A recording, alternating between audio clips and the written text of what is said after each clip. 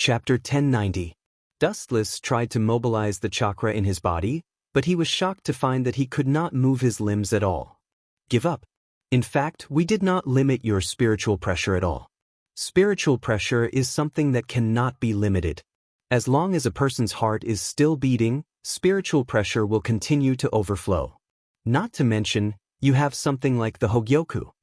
Sayako Tongsai's eyes were bright as he explained, so we only limited the movement of your limbs. If you can't move your hands and legs, all your abilities are just for show. Hearing this, Dustless could not help but feel incredulous at the foresight of Team Zero. If he could not move his hands and legs, the consequences were self-evident. He would be like a fish on the chopping board, waiting to be slaughtered. Dustless had a flash of inspiration and asked, "What about dojutsu? I know dojutsu too." A soldier from the Hyobi division laughed confidently and said calmly, "What a coincidence.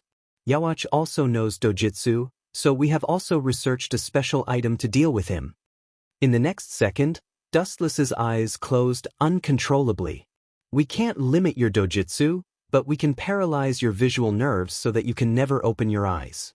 In this way, your dojutsu will be finished." At the same time, the members of Team Zero looked at each other, and Yamamoto Okuchi pounced on Dustless. They held extraordinary black bandages in their hands and skillfully tied up Dustless. In just a few seconds, Dustless was tied up like a rice dumpling. Only his mouth was exposed, and his hands and legs were tightly bound. Head Commander Yamamoto took out a stone chair that he had prepared in advance and placed Dustless on it, and then firmly restrained him. "In this way, you can't move." The members of Team Zero were all deflated, and they stretched their bodies as if relieved of a heavy burden. Dustless sat quietly on the stone chair, indifferent. "You really didn't want to be sealed, did you? Whether it's the truth-seeking jade or Kensusunu, you don't need your limbs or eyes to activate them. You can just use your mind. You can definitely counterattack, even if your eyes are restricted."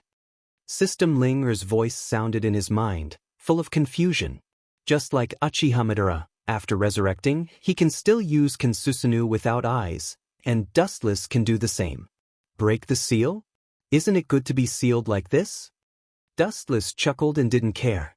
From this battle, he understood a lot of things, especially the Hogyoku in his body. It was not as simple as Dustless thought. He could be 100% sure that Urahara Kisuke had done something to it. He could take advantage of this time to solve the problem of the Hogyoku. "Aren't you going to kill me?" Dustless asked calmly after his observation haki extended and locked in their direction. It didn't matter to him whether he had eyes or not. Their every move couldn't escape Dustless's perception. It was funny to see this group of self-righteous clowns immersed in the joy of victory. "This guy," several members of Team Zero frowned and looked at a guard of the Hattori department, waiting for the bald monk to make a decision. "We can't kill him at the moment, and we haven't cut off his connection with the Hogyoku. Even if we kill him, his body will automatically repair itself. It's meaningless." A guard of the Hattori department said in a deep voice. These words can only fool a 3-year-old kid. Even if his eyes were sealed, Dustless could only see through the heart of a guard of the Hattori department. He said bluntly, "You keep me just in case." The tone of the question was very affirmative. Dustless said, "The reason why you keep me is to prevent Yawach from killing the Spirit King and replacing him with me after he wakes up. This way, the whole world won't collapse." Hearing this, the old face of a guard of the Hattori department suddenly darkened. He did have such a plan. Fate is full of twists and turns and is full of unknowns.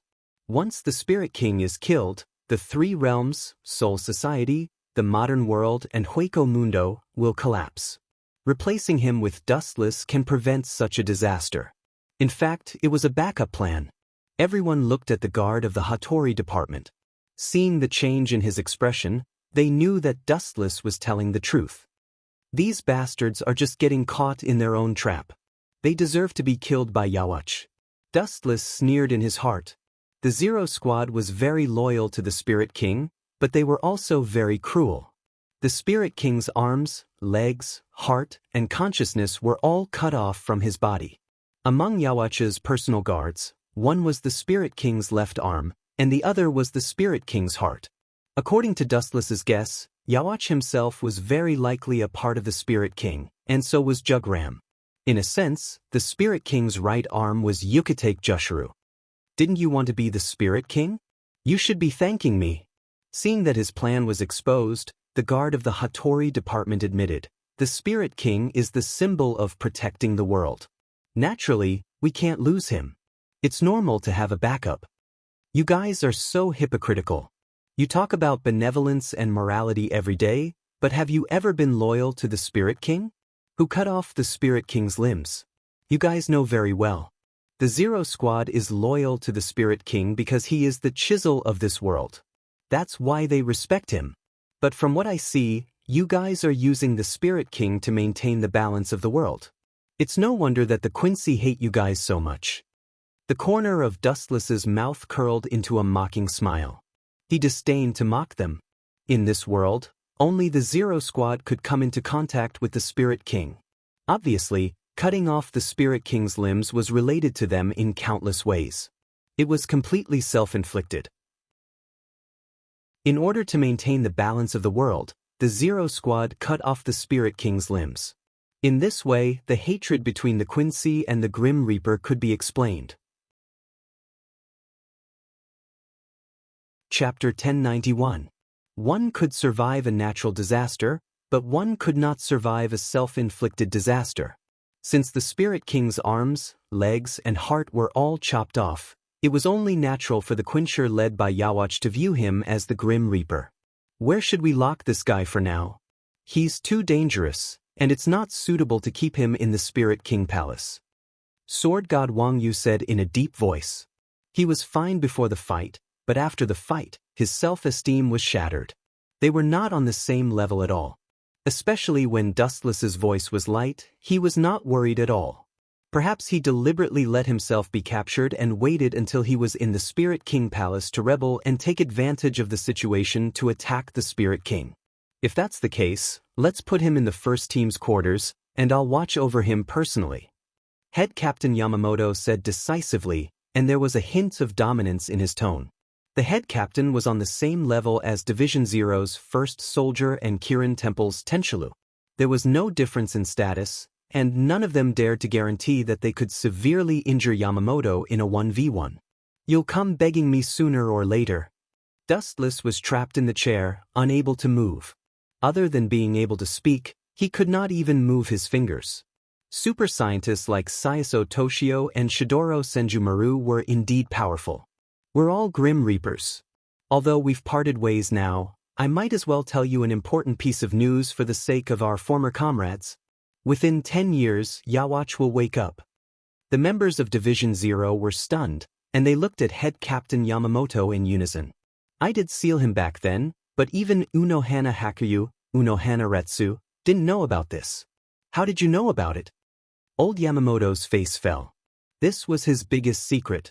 Everyone thought that Yawach was dead, but that was not the case. As a part of the Spirit King's body, Yawach could not be killed. Once he was killed, the entire world would collapse. 1,000 years ago, in a helpless situation, he only took Yawach's heartbeat, consciousness, and strength. In the end, Yawach was completely sealed. My pupil technique can extract the memories of others. The last time I went to Hueco Mundo, that is, when I killed Ghost Yen Cheng, I happened to meet two Quincy who attacked me. They both have the ability of Holy Word. I extracted their memories and learned that Yawach will definitely wake up in 10 years. Everyone, enjoy the rest of your leisurely life. Dustless laughed sinisterly. Even though his eyes had been sealed, he could still vaguely see the ugly expressions on their faces. The most difficult enemy to deal with was an enemy like Yawach. It was not difficult to defeat him, but because of his special status, he could not kill him. As for Sosuke Aizen, Dustless didn't mention it. Compared to someone like Yawach, Sosuke Aizen was just a fledgling. Shinozaki Ichigo could deal with him. Of course, Dustless stole Isshin Shiba's wife, Kurosaki Shingo, so he might not even be able to be born. You don't have to worry about that. A soldier from the War Commander Division said coldly. Time flew, and 10 days passed in the blink of an eye. Due to the Great Purge launched by Dustless, all the captains of Godei 13 were injured. Only Old Man Yamamoto was safe and sound. The rest of the captains were all heavily injured, and almost everyone was in a state of near death. Dustless himself was also handed over to Yamamoto. Unfortunately, he was sentenced to 100,000 years. When Sosuke Aizen failed, it was only 20,000 years. When it was Dustless's turn, it was several times longer, and he was permanently imprisoned in Abyss of Hell. Sure enough, I can't underestimate the Zero Squad. Those black technologies are really useful. In the dark abyss of Hell, Dustless was surprised that he couldn't move his body. He wanted to use all his skills, but he couldn't control his body. It was as if all his limbs were cut off, and nothing was obedient. Only his head was left. Forget it, let's deal with the Hogyoku first. Thinking of the strange state of the Hogyoku, Dustless's face turned cold, and his majestic spiritual power directly invaded the Hogyoku. The world inside the Hogyoku was just like its appearance. The inside was a mysterious purple world. Dustless was floating in the sky. What a killjoy! I was looking forward to it. Floating in the sky, Dustless said uninterestedly. The scenery was extremely monotonous. There was only purple mist rolling around, and there were no other creatures. The whole world was dead silent. Master, that's not right. It's because the scenery is monotonous that it has a different kind of scenery. A girl in purple appeared out of thin air. Her hair was dancing in the wind, and her delicate face was very beautiful. However, Dustless wasn't interested at all. Instead, a cold light flashed in the corner of his mouth. His body disappeared in an instant and appeared in front of the Hogyoku's consciousness. Dustless looked indifferent, and his flashing fingers directly crushed her chest. Boom, boom, boom. The abdomen of the Hogyoku's consciousness was directly cut open by Dustless, and a hole the size of a human head appeared. It was extremely horrifying. Are you surprised? Seeing the Hogyoku's consciousness looking at him inconceivably, Dustless sneered, Do you think I don't know anything? You should be something created by Urahara Kisuke. You transferred Ryatsu to me before, but it wasn't to help me at all. Instead, you wanted to disintegrate me from the inside. In other words, you wanted to explode me with Ryatsu. If it wasn't for the Jubi, I might have been finished. Urahara Kisuke, that bastard, is really vicious. Chapter 1092. Dustless sneered again and again. No wonder Urahara Kisuke gave him the Hogyoku so readily. This Hogyoku was a deadly poison. If it was Aizen Sosuke, he might have exploded. Who is Urahara Kisuke? I don't know him. Hogyoku's consciousness tried to deny it and argued with a red face. I'm just the consciousness of Hogyoku. I don't know Urahara Kisuke, and I don't know who he is. Stubborn. Dustless sneered and retorted, You don't have to deny it. No matter what the final outcome is, I will completely erase your consciousness. Hogyoku doesn't need consciousness. The only one it serves is me. Dustless said indifferently. This sentence sent Hogyoku's consciousness to hell. This seemingly harmless girl was actually extremely vicious. Every time his Ryatsu was exhausted, Hogyoku would automatically provide Ryatsu. The degree of violence was far beyond the limit that the Shinigami's body could withstand. Dustless's body was Jubi. Otherwise, he would have turned into a pile of blood mist and dyed Soul Society red. And the most important thing is, speaking of this, Wu Chen's tone sank slightly. He directly exposed her nature and said, The extent of my understanding of the Hogyoku is more than your consciousness. Only when the host feels death, Hogyoku will prompt the host to evolve. Whether it was facing Yamamoto Captain or Team Zero, I didn't feel fear. Why would I evolve? It's nothing more than you seeing that I was suppressed at that time and tempted me to borrow your Ryatsu. It would be best if you could explode my body. Speaking of this, Dustless's eyes emitted a white light, and his killing intent was awe-inspiring. He could be 100% sure that this so-called Hogyoku's consciousness had a problem, and she wanted him to die quickly. Moreover, even if it had nothing to do with Hogyoku's consciousness, Dustless would not hesitate to kill her. After all, No one could be at ease with an inexplicable thing in their body. But I am sincere to you. Hogyoku's consciousness moved lightly and approached Dustless. Her posture was extremely ambiguous, and she almost fell into Dustless's arms. Let go. The hoarse and bone-chilling voice was emotionless, like a machine that was cold and isolated from the world. The light body fragrance followed Hogyoku's consciousness into Dustless's nostrils. Although the taste was not bad, his face was still as cold as ever. Since Master is so heartless, the consciousness of the Hogyoku retracted her slender fingers, looked around Dustless and danced in a circle, circling to the back of Dustless. The tip of her fingers overflowed with countless sharp points. Then you can go to hell. Poochie! Dustless's body was penetrated by the sharp claws. The Hogyoku's consciousness was extremely ruthless. The 5 fingers sank deep into the brain and almost instantly took the life of a creature. Once the head was pierced, anyone would die without a doubt. Hogyoku's consciousness was dumbfounded. The strange touch made her somewhat overwhelmed. She did not hit Dustless at all.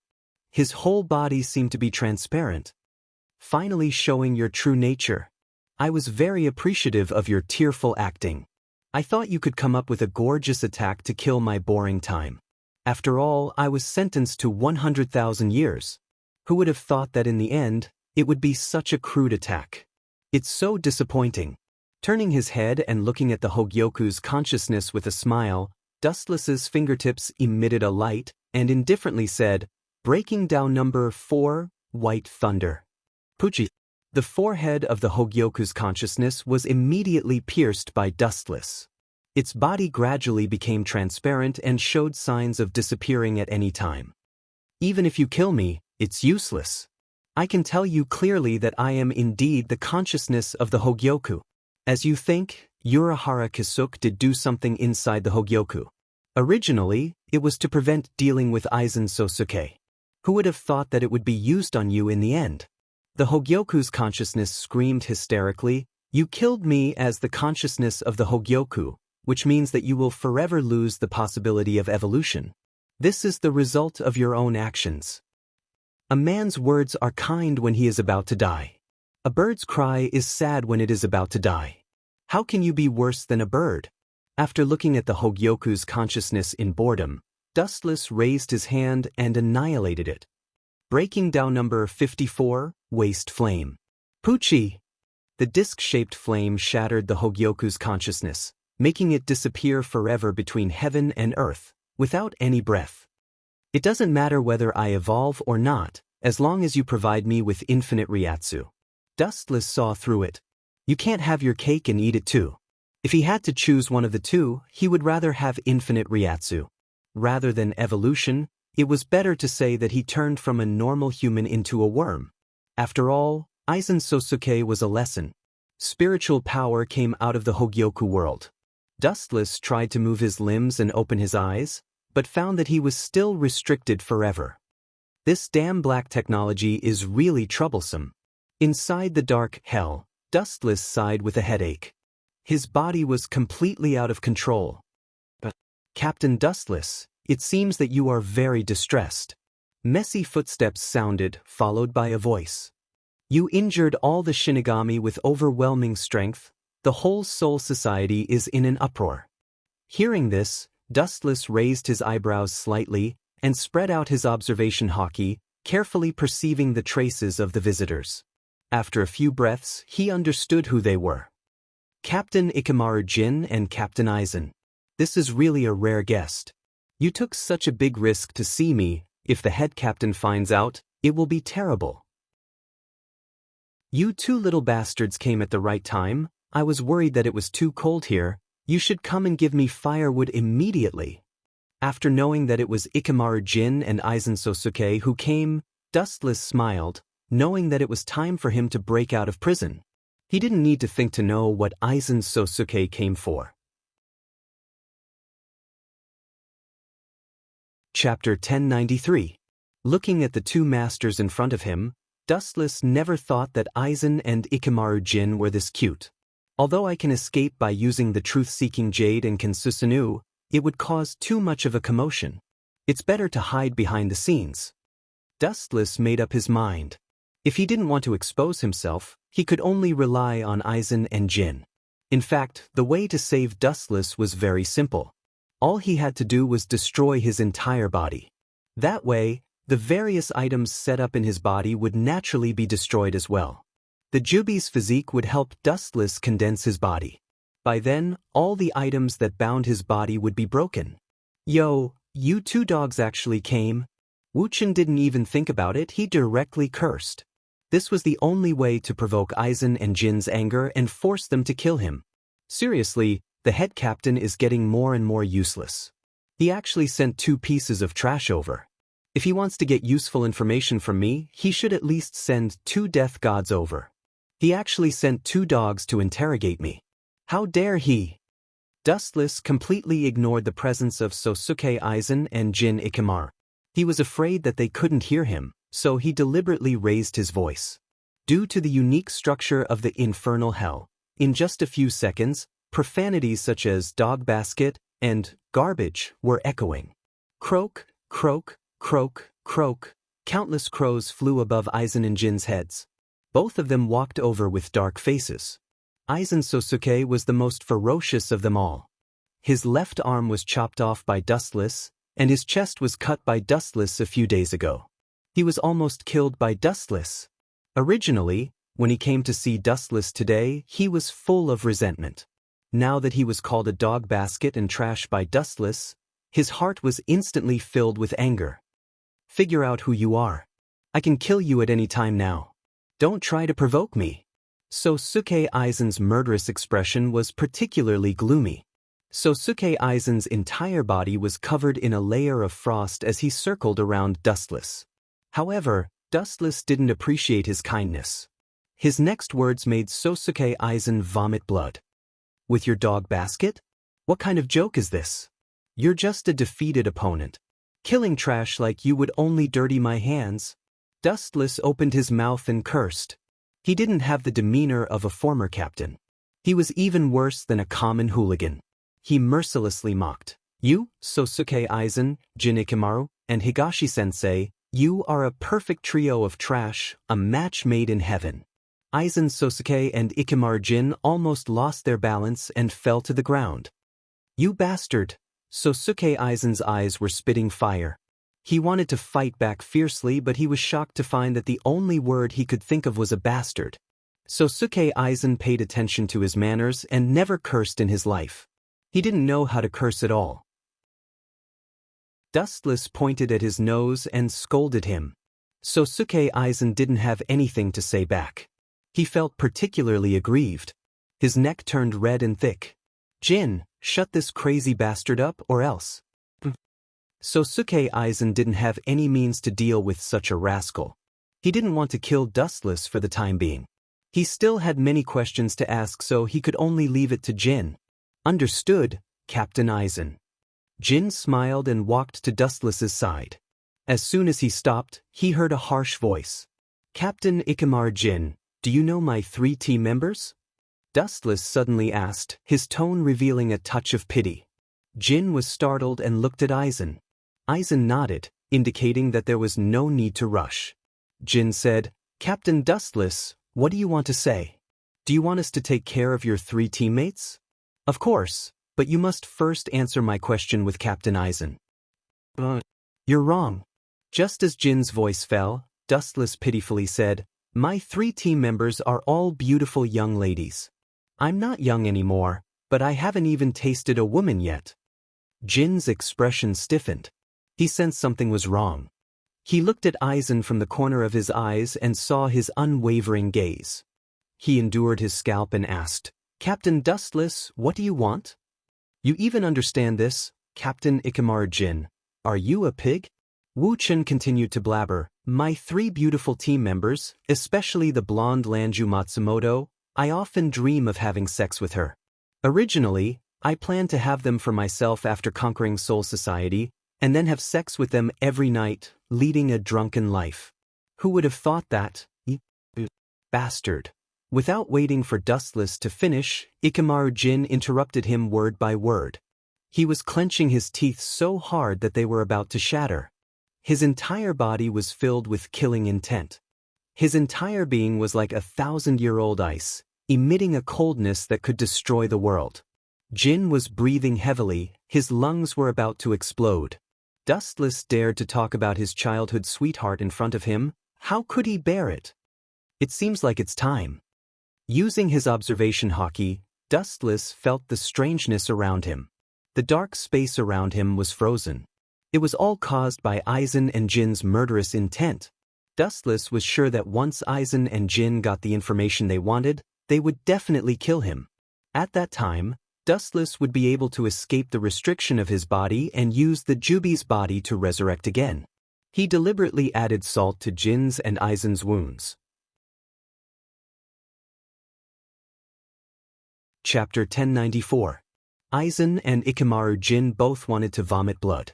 They've seen people with bad mouths, but this is the first time they've seen such a shameless person. This kind of person is extremely strong and difficult to deal with. Dustless is the best example. Captain Aizen, this guy doesn't listen to reason or force. Let's teach him a lesson. Ikamaru Jin looked at Dustless ferociously. He suggested, let's give him a taste of pain. That way, he'll be able to speak better. Aizen and Ikamaru Jin don't know how to swear.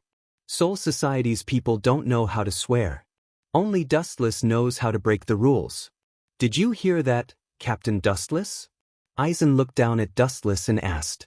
He wanted to talk to Dustless like a winner, but he didn't expect it to be like this. His patience and the lines he prepared were burned away.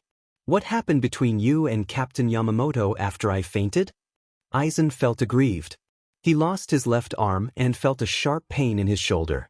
He fainted because of Dustless during such an important occasion. Of course, it was no wonder that Aizen's mood had changed so much.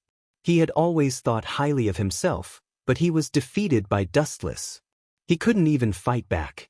It was a huge blow to him. So, you came for Team Zero. Wu Chen was suddenly enlightened, but he still said casually, what can I do if I don't tell you? You're just a wastrel. People like you will always be a mouse hiding in the dark crevices. Still disdainful of Sosuke Aizen, Dustless didn't put him in his eyes at all. His tone was full of contempt and disdain from head to toe. You bastard, Aizen's veins bulged.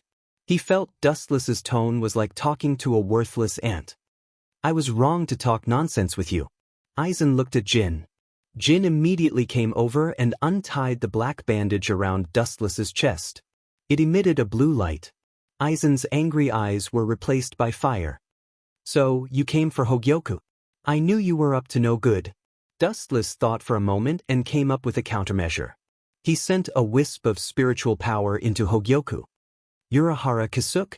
I still have to thank you for controlling Aizen in the same way. This is the best. Hogyoku's consciousness inspired Dustless. In the future, the spiritual power that Wuchen hid in the Hogyoku could disguise as the consciousness of the Hogyoku and trick Aizen Sosuke into serving him. This was also inspired by Urahara Kasuke, and Wuchen had to thank him. Puchi. Aizen didn't care about Dustless's life and directly tore off the Hogyoku embedded in Dustless's body.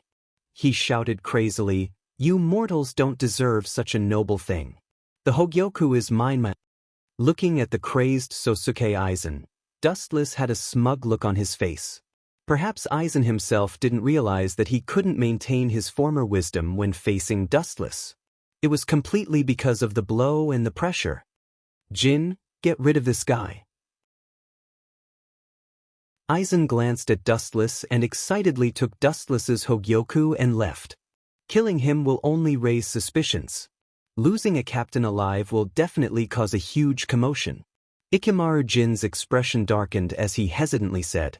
Dustless dared to flirt with Matsumoto Ranjiku in front of him. This touched Jin's bottom line. He would kill him if he could. It doesn't matter. Did you forget my ability?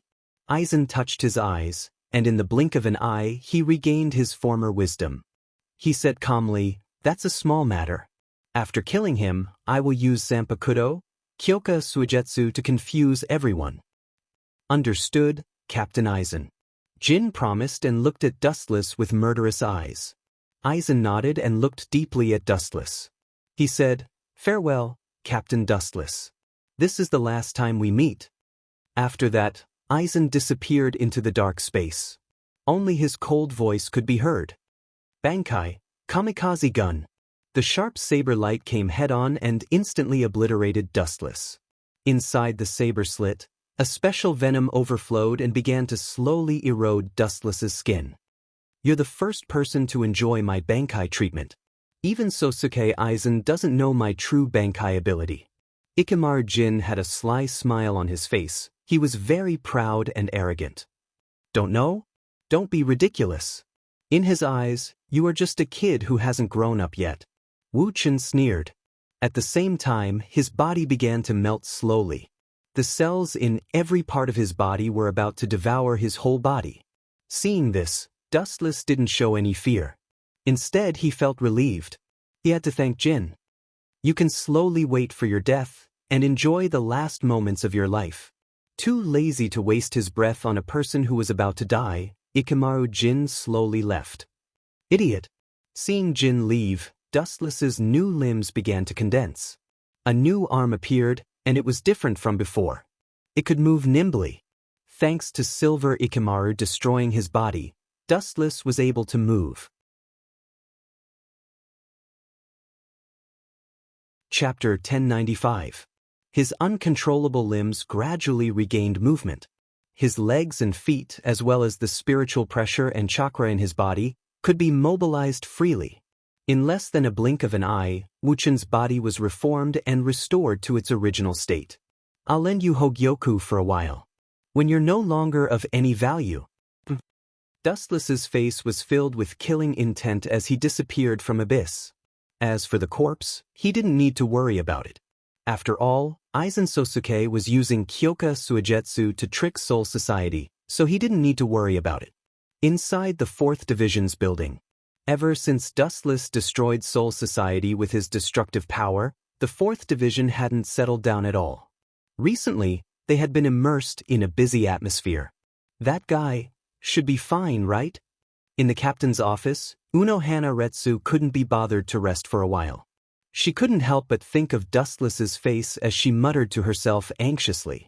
Before, Dustless told Unohana Retsu not to act rashly and to act as usual.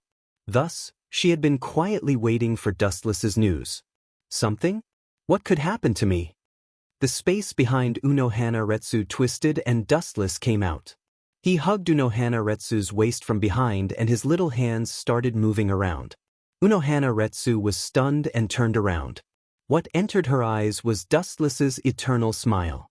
"How did you get out?" Unohana Retsu rubbed her eyes. After confirming that it wasn't an illusion, she said in shock, "You should have been injected with some special medicine by Shudora Thousand Hand Maru and Sayaso Tongsai.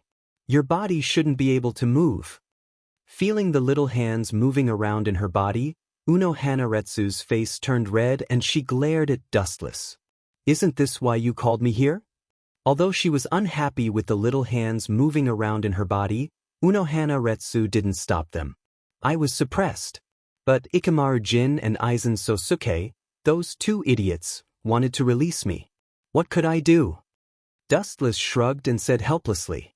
The item developed by Sayaso Tongsai and Shidoro Thousand Hand Maru was only used to restrict Dustless's body. Once the body is destroyed, it also means that Dustless will be liberated. This was all thanks to Sosuke Aizen and Jin Ikamaru. "Where is your Hogyoku?"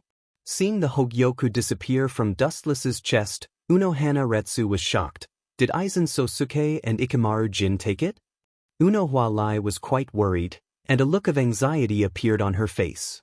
She said in a low voice, "Your current identity is not suitable for you to travel around Soul Society. I will help you take back the Hogyoku." Hearing this, Dustless felt a surge of warmth in his heart as he pulled Unohua into his embrace. "It doesn't matter. Aizen Sosuke likes Hogyoku so much, you might as well let him play with it for a few days." Dustless saw through the situation and smiled. "Moreover, lending Hogyoku to Aizen Sosuke will give me interest. I can't ask for more than that." Dustless's face was filled with killing intent. "My consciousness is inside the Hogyoku. During the time I lend it to Aizen Sosuke, I will disguise myself as the Hogyoku's consciousness and control Sosuke. My first goal is to control Sosuke, Aizen, and Quincy to start a war. Unohana Retsu's eyes lit up. It would be best if she could use Sosuke Aizen to start a war with Quincy. However, she seemed to have thought of something and wrinkled her nose. Speaking of which, Team Zero actually didn't execute you. If it were me, I would have erased your body and bones. Then you are really vicious, Retsu. Hearing this, Dustless smiled bitterly. He was speechless.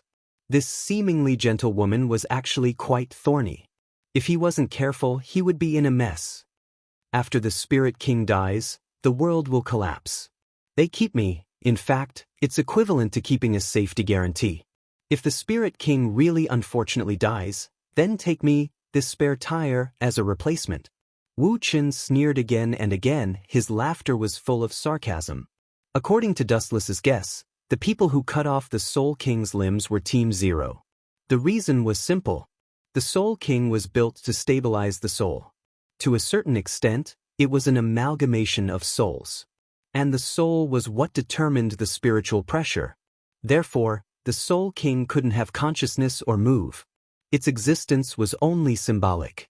Once the Soul King gained consciousness, as an amalgamation of souls, it would mean that no one in the world could be its opponent. This was the real reason why Yoach was so desperate to devour the Soul King. Where do you plan to go now? Changing the topic, Unohana Retsu suddenly asked, Soul Society is no longer suitable for you. Hearing this, Dustless lightly nodded. Now that he was a prisoner, it was naturally not suitable for him to appear in Soul Society. The only places that could accommodate him were the modern world and Hueco Mundo. Hueco Mundo was Sosuke Aizen's territory. Without a doubt, there was only one place he could go, the modern world. Soon, I will leave Soul Society and go to the modern world. It might be a few years before we meet again. Retsu, before that, there is an extremely important matter that needs to be done. Dustless's frivolous expression disappeared as he said in a serious tone. Say it. Unohana Retsu solemnly nodded. She had never been this serious before. I am about to leave Soul Society. Of course, I need to do some pong activities. Otherwise, I will never have the chance to be with you again. Unohana Retsu's pretty face twitched. She almost lost her balance and fell.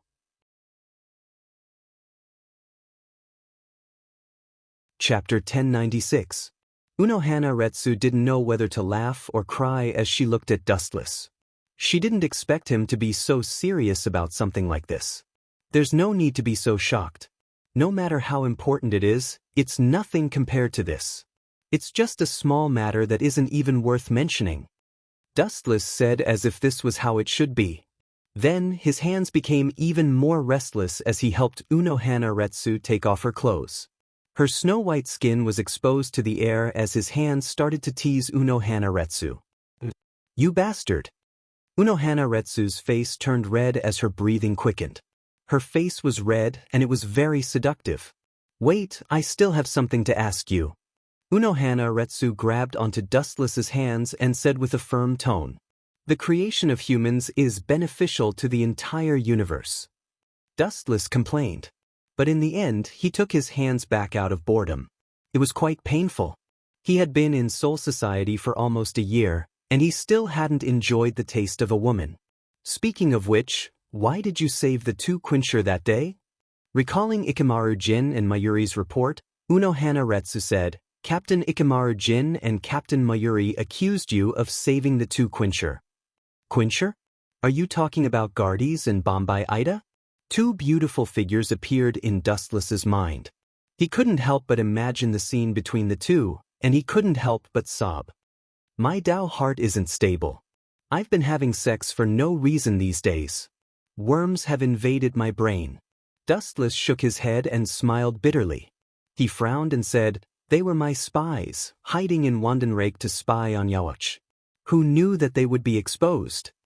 Dustless calmed down as he recalled the Quincher incident. He said, maybe it was Aizen and Jugram working together. They purposely threw them into Soul Society to bait me. In the end, just like what you saw, I did save them.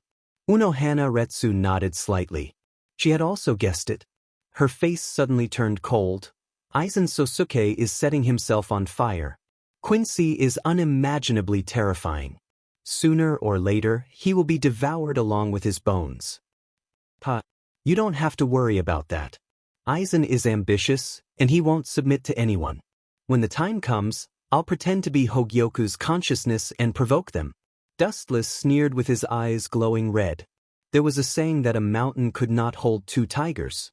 Aizen Sosuke wanted to become a god and become one of the top figures in the world. This way, he was destined to clash with Annihilation's ideals. There was only one god in Quincy's heart, Huge. In fact, just as Dustless thought, Jugram and Aizen really did have a conflict, and the situation was extremely hot. We are only in the temporary stage of cooperation. I don't need to listen to your orders. Be clear, I am not your subordinate. In Rukuin Street, there was a dead silence. There were no living creatures. Aizen Sosuke and Ikemaru Jin were walking side by side. The person opposite them had golden hair and blue eyes. He was cold and emotionless. He was no different from a block of ice. This person was the current leader of Quincy, Jugram. I'm talking about a fair treaty. I helped you before, and now it's your turn to help us. Immediately destroy the Godai 13th Shinigami. Don't say you can't do it. The captains have all been heavily injured by that man. With your ability, you should be able to kill them easily. Jugram said coldly. His voice was soft and dignified, but there was an invisible order in his tone. You. Aizen Sosuke's face was filled with killing intent, and his ryatsu was fluctuating. He sneered. The so-called fair treaty is only effective against people of the same level as me. If I kill you now, do I still need to fulfill it? Aizen Sosuke was extremely calm. Facing Jugram, Aizen Sosuke was not afraid. Actually, he had long since gotten used to Jugram. He was very annoyed by Jugram, who was merely a lackey. Is that so? Hearing this, Jugram's expression didn't change. His emotionless face suddenly had a strange smile, and he threatened. If I tell Soul Society about the alliance between Quincy and Aizen Sosuke, what do you think will happen? Aizen Sosuke narrowed his eyes, and a dangerous green light shot out from his eyes as he asked, Are you threatening me? You want to force me to submit? Jugram shook his head and said indifferently, This isn't a threat. I'm just urging you to fulfill the terms of our cooperation. Since Annihilation has helped you, you must repay us. Otherwise, our cooperation will be voided, and you will also be punished. With that, Jugram casually waved his hand, and a black crack appeared. This was Quincy's shadow domain. Jugram stepped into it and disappeared. Captain Aizen, how should we deal with these ambitious Quinces? Although we managed to get rid of Captain Wu Chen with their help, it seems like we're in trouble now. Ikemaru Jin said in a distressed tone. Aizen Sosuke didn't say a word. He just quietly looked at the blue sphere in his hand, Hogyoku. His mind was wandering. What Aizen Sosuke didn't know was that the conversation between him and Jugram had been heard by Dustless. Chapter 1097. Dustless's mental power was inside the Hogyoku. Naturally, he could hear the conversation between Aizen and Jugram. It was hard not to know. TSK? I knew that Aizen and Jugram would have a conflict, but I didn't expect it to happen so soon. Dustless hugged Unohana Retsu as he muttered to himself, causing Unohana Retsu to roll her eyes. Especially when she saw Dustless's evil smile, Unohana Retsu knew that he was up to no good. Looking around, there were clothes all over the floor in the captain's office. There was no lack of women's private clothes. Without a doubt, they were all Unohana Retsu's. After coaxing, cheating, and signing many unfair contracts, Dustless finally plucked Unohana Retsu. This rose with thorns. Fortunately, after taking away her most important thing, he didn't get hurt. If that old head captain knew that we were doing this in the captain's office, I wonder if he would vomit blood. Dustless smiled as he thought of the strict and rigid Yamamoto. I don't know. Unohana Retsu shook her head and smiled. but he would definitely be so angry that his face would turn black. Dustless nodded. Unohana Retsu had already started putting on her clothes. However, there were tears everywhere and there were blood stains on the bed. Without a doubt, it was Unohana Retsu's. Looking at Unohana Retsu with joy, Dustless felt a sense of accomplishment. He was very happy to have taken the virginity of a 1,000-year-old woman. He even forgot about the conversation he heard through the Hogyoku. Hurry up and put on your clothes. Unohana Retsu picked up the jacket on the table and threw it at Dustless. Her face was burning hot. Just as she was about to put on the captain's haori, she remembered that her haori was torn to pieces by the hungry Dustless. Even her underwear was riddled with holes. Don't change your clothes. Just wear this. It's cool in such a hot day. Seeing Unohana Retsu walking towards the closet, Dustless quickly pulled her over. Cool air. Unohana's forehead darkened. Her jade-like hands reached towards Dustless's waist and twisted 360 degrees. How do you expect me to go out in this? Stop it hurts. Taking advantage of this opportunity, Dustless pecked Unohana's face with lightning speed and said seriously, you don't understand. This is proof of love. Unohana looked at Dustless speechlessly. She felt helpless and suddenly asked, you said that Jugram and Sosuke Aizen had a conflict. What's going on? Dustless did not hide anything and told her the truth. Now that he had a relationship with Unohana, he had completely tied her to his chariot. I see. After a while, after hearing Dustless's explanation, Unohana Retsu analyzed wisely. I know that Jugram. He was Yawachi's subordinate 1,000 years ago. Dustless declined to comment. Jugram's age was indeed above 1,000 years old. When he was very young, he began to follow Yurik Bak to conquer the world. This is a good opportunity. We can definitely sow discord between Sosuke Aizen and Jugram. Unohana Retsu analyzed carefully and said like a female strategist, Aizen views Hogyoku as more important than his own life. We can definitely use this as a breakthrough. You're really a sinister woman. Dustless pretended to be afraid.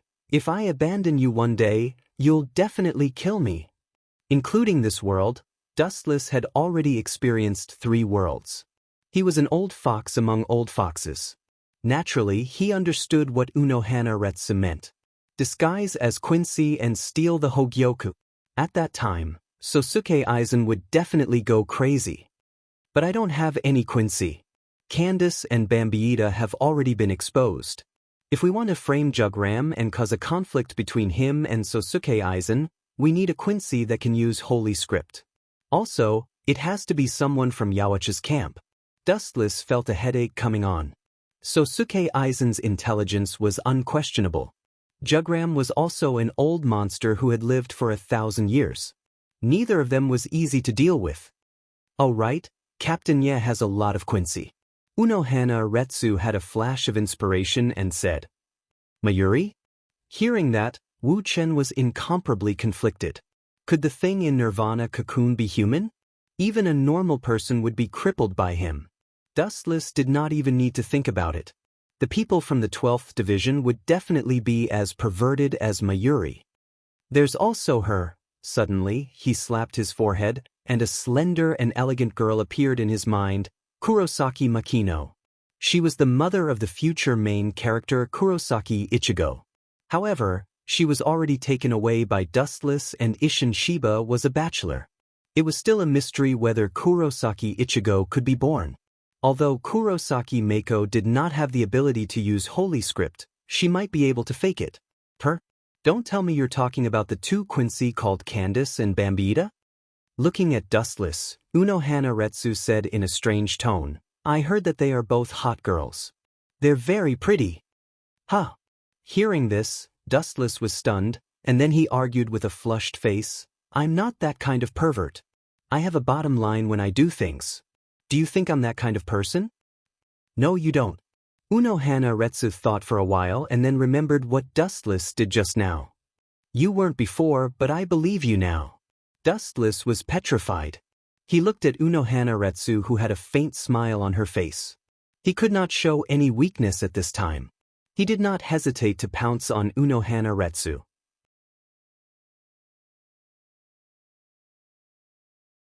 Chapter 1098. Time flew by, and it was already the morning of the next day.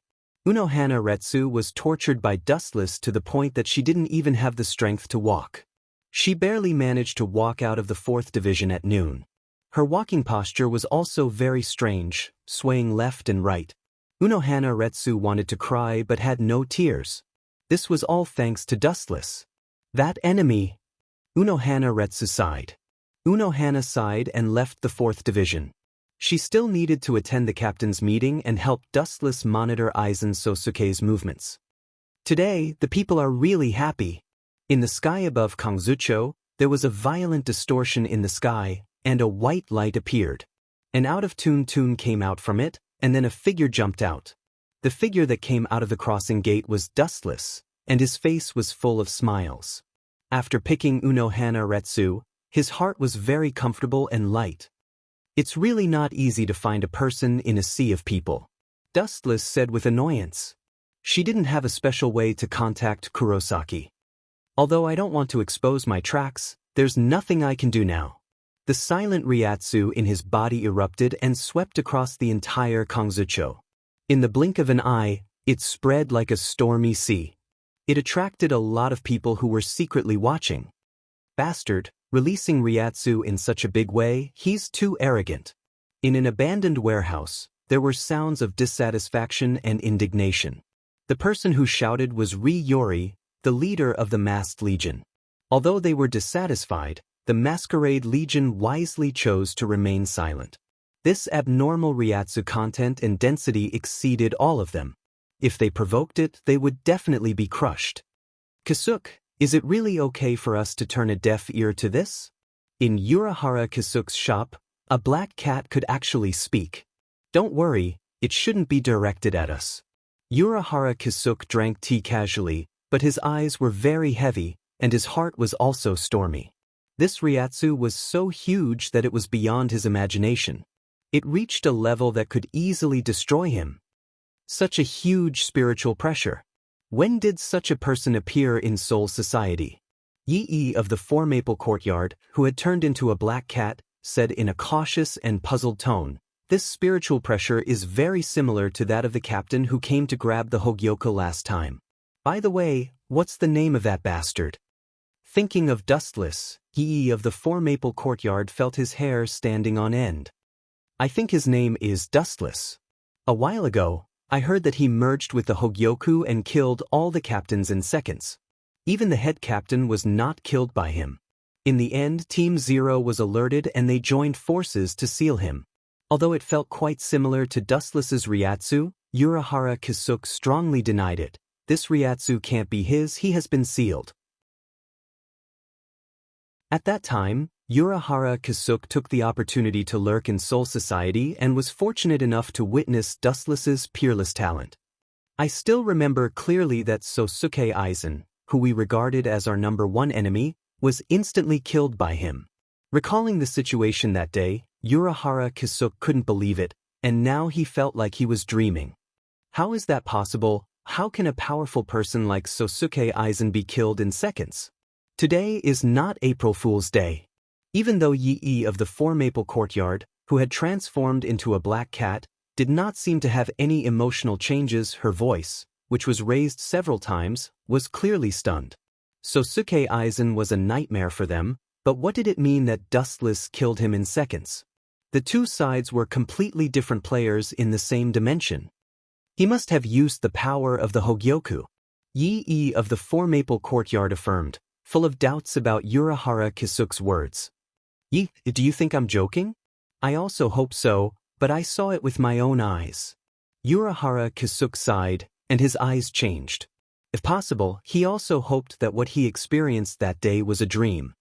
Although he did use the Hogyoku at that time, he didn't completely use the power of the Hogyoku, and he showed invincible power. Urahara Kasuk continued to explain to Yi of the Four Maple Courtyard what had happened that day. Moreover, the most exaggerated thing is that after that guy fused with the Hogyoku, he completely stepped into the realm of God. He didn't even move, but he directly crushed the captains of the Godai 13 with his momentum. He alone killed all the Shinigami except for the captain, and almost all the members of the Soul Society were wiped out. In my opinion, if it wasn't for the Zero Squad, the captain might not have survived. Urahara Kasuke said seriously, and looked cautious, for fear the EE of the Four Maple Courtyard would think that he was joking. Then why didn't the Zero Squad kill him? That kind of person is a scourge, it's better to kill him once and for all. Thinking of Dustless's cheap smile, EE of the Four Maple Courtyard's EE's face showed blue veins. I don't know, maybe because of some scruples, or maybe because they didn't have the ability to kill him. Urahara Kasuke also couldn't figure out the Zero Squad's intention. Fortunately, that guy was sealed. EE of the Four Maple Courtyard was also relieved that they survived the disaster. After all, they offended Dustless, and they provoked an enemy who was dozens of times stronger than Sosuke Aizen. It was too terrifying. After a while, Dustless, who was floating in the sky, noticed that many shadows were coming, and his face suddenly became cold.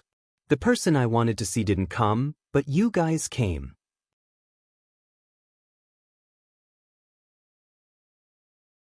Chapter 1099. Looking helplessly at the figure floating in the sky, Dustless cursed his bad luck. Who are you? Idiot, do you even need to ask? He came out of the portal, so he must be a Grim Reaper. This guy looks unfamiliar. Is he a Grim Reaper sent by the Soul Society to the modern world to support us? Impossible. If that's the case, someone will definitely warn us. You have to understand that attacking without permission is a big problem. The Grim Reapers who were galloping over discussed animatedly. They were rather curious about Dustless who had appeared out of nowhere. All of them looked at him like curious babies. It doesn't matter if you don't know who I am. Anyway, you're going to die soon. Dustless glanced at them uninterestedly.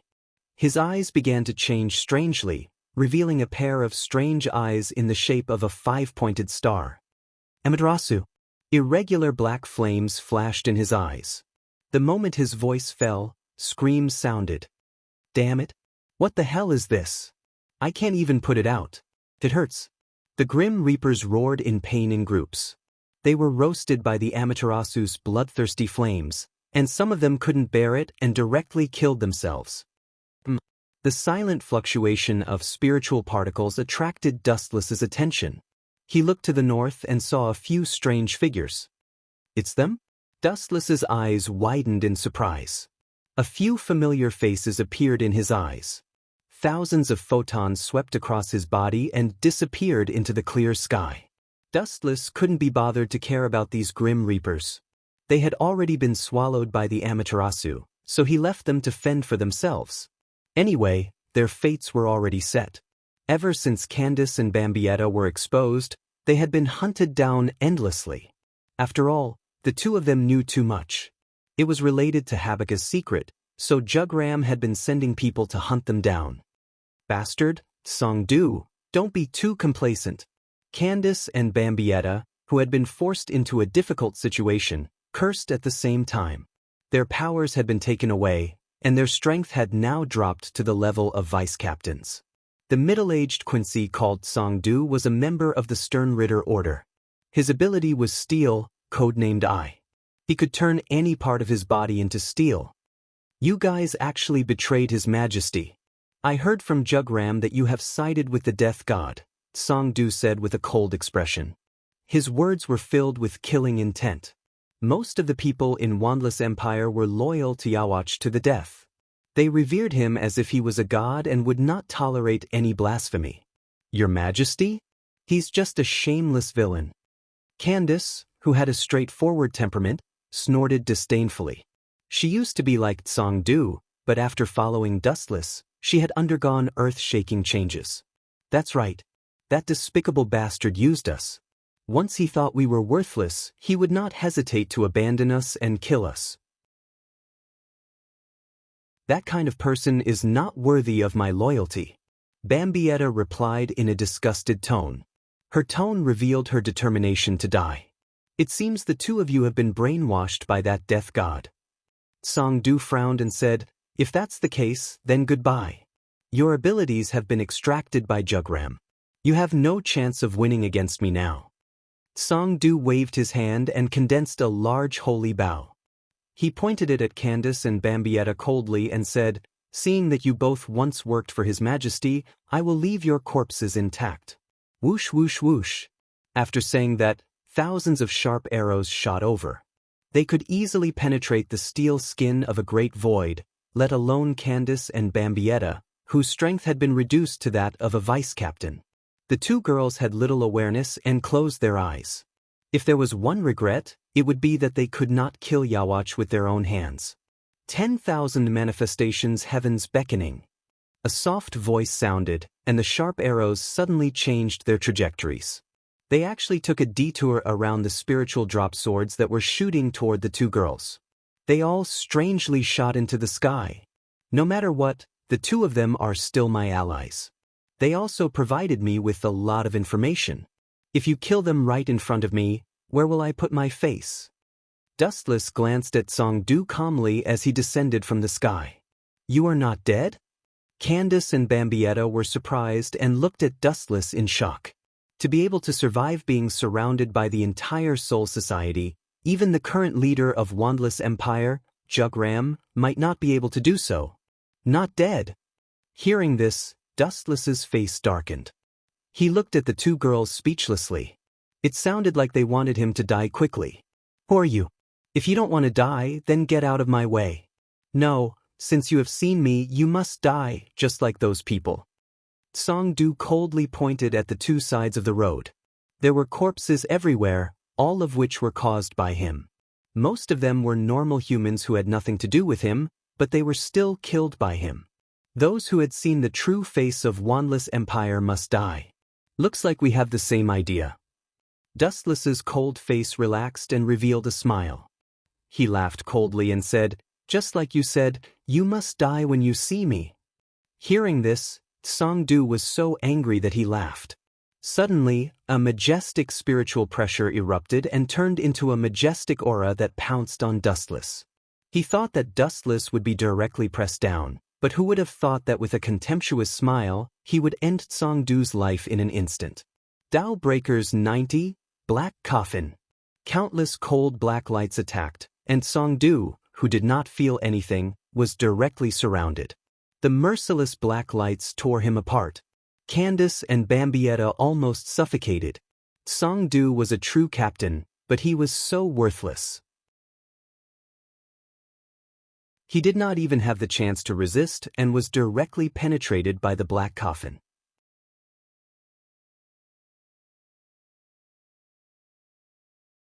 Chapter 1100. Stills and Bambietta widened their eyes. They finally understood the fundamental reason why Dustless was able to break through from Soul Society. This overwhelming strength was enough to instantly kill a captain-level expert. No matter where he was, he could rest easy. Soul Society, Hueco Mundo, and even Wandless Empire. There were only a handful of people in Wandless Empire who could kill a captain-level Grim Reaper with a wave of his hand. Still breathing? Your skin is quite thick. Even though he was riddled with holes, Song-du was surprisingly strong. He stood tall and stared coldly at Dustless. His bone-chilling gaze seemed to want to tear Dustless into pieces. His Majesty gave me the holy word ability of steel. Of course, I won't be killed by you so easily, Song-du said stubbornly as his body shook. You have a sharp tongue. Yawach would be laughing in the underworld if he had such a loyal subordinate like you. Hearing this, Candace said with disdain. Her words were full of mockery. Bambietta nodded in agreement. She looked at Dustless with eyes full of gratitude and obedience. If it weren't for Dustless, the two of them would have died. Song-du snorted and ignored Candace and Bambietta. He stared coldly at Dustless. Protecting the two of them means certain death. Going against the Wandless Empire is the same as digging your own grave. Song-du roared in a heart-wrenching manner. His angry voice lingered in the sky. Dustless turned a deaf ear to it. He stared at Song-du with pure pity and ridicule. These Quincy were all loyal to Yawach, but their fates were tragic.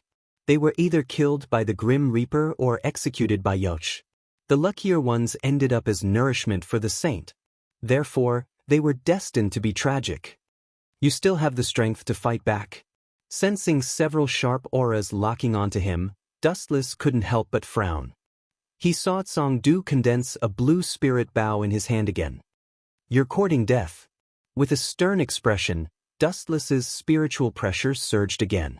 Just as he was about to completely destroy Song-du, a dazzling beam of light suddenly fell from the sky. The blazing light was so bright that it was impossible to open one's eyes. It covered Song-du. This is the thing that took away Mai and Bambietta's power. Candace exclaimed in shock. Her heart was filled with fear and hatred at the same time. It was this inexplicable thing that had snatched away the fruits of their hundreds of years of cultivation. This can't be the thing, right? Sensing the ancient and vicissitudes of life within the light pillar, Dustless muttered. And Jazz Dustless. But when Yawach fell to sleep to do his power and Dustless, his power would two's power would power, power ant's power, wood's power wood's power. After the exchange, Jugram would be able to obtain Yawach's abilities. Even when Yawach attacked Soul Society, he fell into a deep sleep and exchanged his power with Dustless. Because of this, Dustless temporarily gained the ability of omniscience and omnipotence. Maybe Dustless activated this saint. Dustless speculated. Although the hope was slim, it wasn't zero. But damn it, what's going on? Why is my power gradually disappearing? Song-du, who was covered by the beam of light, screamed miserably. His painful and helpless voice came out of his mouth. He was surprised to find that his power was being absorbed by some mysterious beam of light. Not only that, his life force was also rapidly disappearing. Although I don't know what's going on, this should be the saint. Looking at Song-du, who was in great pain, Dustless was certain. Dustless's hopeful eyes were filled with envy. He was very envious of Yawach's abnormal and heaven-defying abilities. Just the saint alone was extremely heaven-defying. It gave its blood to others. After the person who drank the host's blood died, everything would be given to Yawach. The host's power, soul, and even memories would all belong to Yawach. There was no need for any cultivation. All they needed to do was wait for the final reward. Ungrateful, despicable person. Why are you doing this to me? I didn't betray my subordinates. Song-du roared miserably at the sky when he felt his limbs melting and his consciousness fading away. The tragic thing was that everyone ignored him and ignored him. Such a small pawn would always be a pawn. Or rather, the Sterncross Knights were just pawns. The only ones who could barely be considered as Yawach's subordinates were his personal guards and Dustless. After a while, Song-du's screams finally stopped. He disappeared with the wind, not even leaving behind a corpse. He was valiantly turned into ashes. Candace and I swear to follow you until death. Together, we will suppress that evil Yawach. At this moment, Bambietta and Candace knelt on one knee at the same time to show their loyalty. Their sonorous voices were filled with no regrets. They were determined to follow Dustless. Gulp. Due to the fact that both of them were kneeling on one knee, their heads were lowered quite a bit. Wu Chun could see the soul-stirring cleavage, which made him embarrassed. Get up first. Dustless was stunned for a moment before he understood their loyalty. Candace and Bambietta could only rely on him because no one in this world was willing to take them in. Whether it was the Grim Reaper, the Great Void, or Quincy, none of them would take them in. Therefore, they had no other choice but to completely follow Dustless. Otherwise, what awaited the two of them was only death. Jugram would definitely send out Quincy to hunt them down. Only by relying on the stronger Dustless could they have a chance of survival. These two are smart. They know how to use my strength.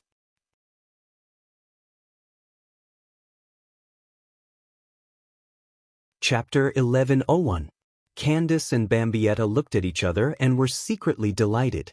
If Dustless refused to take them in, they would have no choice but to face the powerful Quincy. However, as soon as they took a step forward, they saw Dustless staring at them like a wolf. Bastard, where are you looking at? The hot-tempered Candace was the first to speak. She pointed at Dustless and said angrily, "Remember, being your subordinate doesn't mean selling my body to you. Take back your vulgar gaze. Following Dustless's line of sight, Dustless's eyes were fixed on Candace's collar. Bambietta is your maid. That's your bet, not mine. If you want to look at her. Candace rolled her eyes and said arrogantly. Wu Chen's face was full of awkwardness. It was not a glorious thing to be caught peeping. However, looking at Candace's overbearing appearance, he was also very unhappy. He immediately teased, "You may not understand, but my subordinates must be omnipotent. They can kill enemies, love, fly in the sky, and swim in the sea. They must also solve their master's problems. Of course, they must also be good in a certain aspect." Hearing his words, Wu Chen's face was full of ridicule. His smiling face was very happy to see Candace suffer a setback. However, to everyone's surprise, although she was dissatisfied, she still clenched her teeth and didn't dare to lose her temper. Forget it, there's no need to care about those trivial matters. It's all a joke. Let's go. Dustless turned around and walked away. The two women followed Yawach's stern-crossed knights. The idea of the strong being respected was deeply ingrained in them. The words of the person with the bigger fist represented everything. They wouldn't resist Dustless's words and would only submit. Perhaps they really believed him now. You have to take responsibility if you look at others. Bambietta, who suddenly fell silent, muttered, "Don't think that you'll be fine just because you're the one we're loyal to. You looked at Candace's breasts 15 times, her thighs 7 times, and my breasts 20 times. Hearing that, the corner of Dustless's mouth twitched, and he almost fell to the ground directly. What do you want me to do? Dustless wiped the sweat off his temples and turned his head. If you want me to help you recover your strength or regain the ability of Holy Script, then forget it. I can't do that. His words sent the two girls to hell. Candace's and Bambietta's eyes dimmed. As long as you help us kill Yawach, we're willing to be your slaves. We're even willing to do those wretched things you're thinking of. Glancing at each other, Candace and Bambietta said fiercely. Their hatred for Yawach was as deep as the ocean.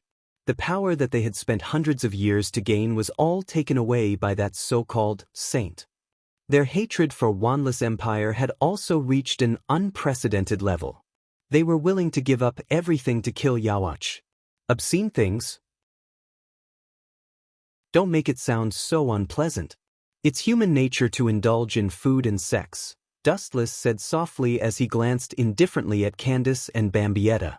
The ability of Holy Script was unique to Yawach, and Dustless couldn't do anything about it. Speaking of Yawach, Dustless sneered and said coldly, "But killing Yawach is inevitable. There can't be two suns in the sky, and there can't be two kings. He's still far from being able to ride on my head. His Majesty is very strong. I heard that his Holy Script ability is omniscience and omnipotence." Thinking of Yawach, Candace and Bambietta's faces turned serious. This nightmarish, cold and cruel character was pressing down on the two of them so hard that they couldn't breathe. Omniscience and omnipotence? Hearing this, Dustless couldn't help but feel a headache. Omniscience and omnipotence was indeed heaven-defying. It was more powerful than all the moves he currently had. Even the moves that Yawach saw through could not do any real damage to him. After looking at each other, Candace and Bambietta said in unison, "I think Jugram used it before." Just as I thought. Dustless's eyes flashed with realization. He had a new understanding of how difficult it was to deal with Jugram. However, this also meant that it was Jugram who had just left. He had forcibly extracted the power of Tsangdu. However, Busby, who I killed in the past, might have been resurrected by Jugram. Dustless thought to himself. Only then would Jugram know that the two women had betrayed him. Because Busby had witnessed everything, it was normal for him to tell Jugram everything after he was revived. Even though Busby hated Yawach because Yawach destroyed Busby's hometown, he was sincere to Jugram. Jugram and Busby had a very good relationship. Dustless even remembered that the two had known each other since they were young. It was normal for Jugram to resurrect Busby. After a while, Dustless suddenly said, "You two are lucky that only your power was extracted." "I think you're gloating."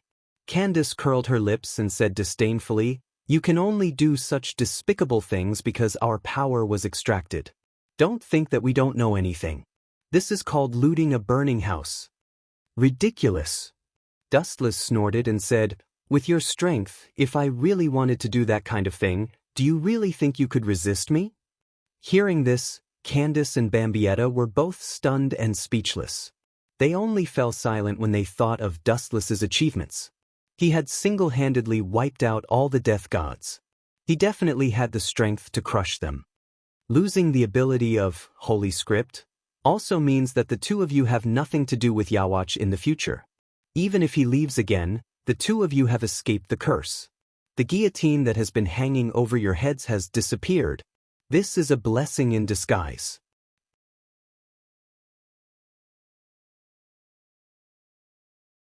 Chapter 1102. Candace and Bambietta nodded in agreement.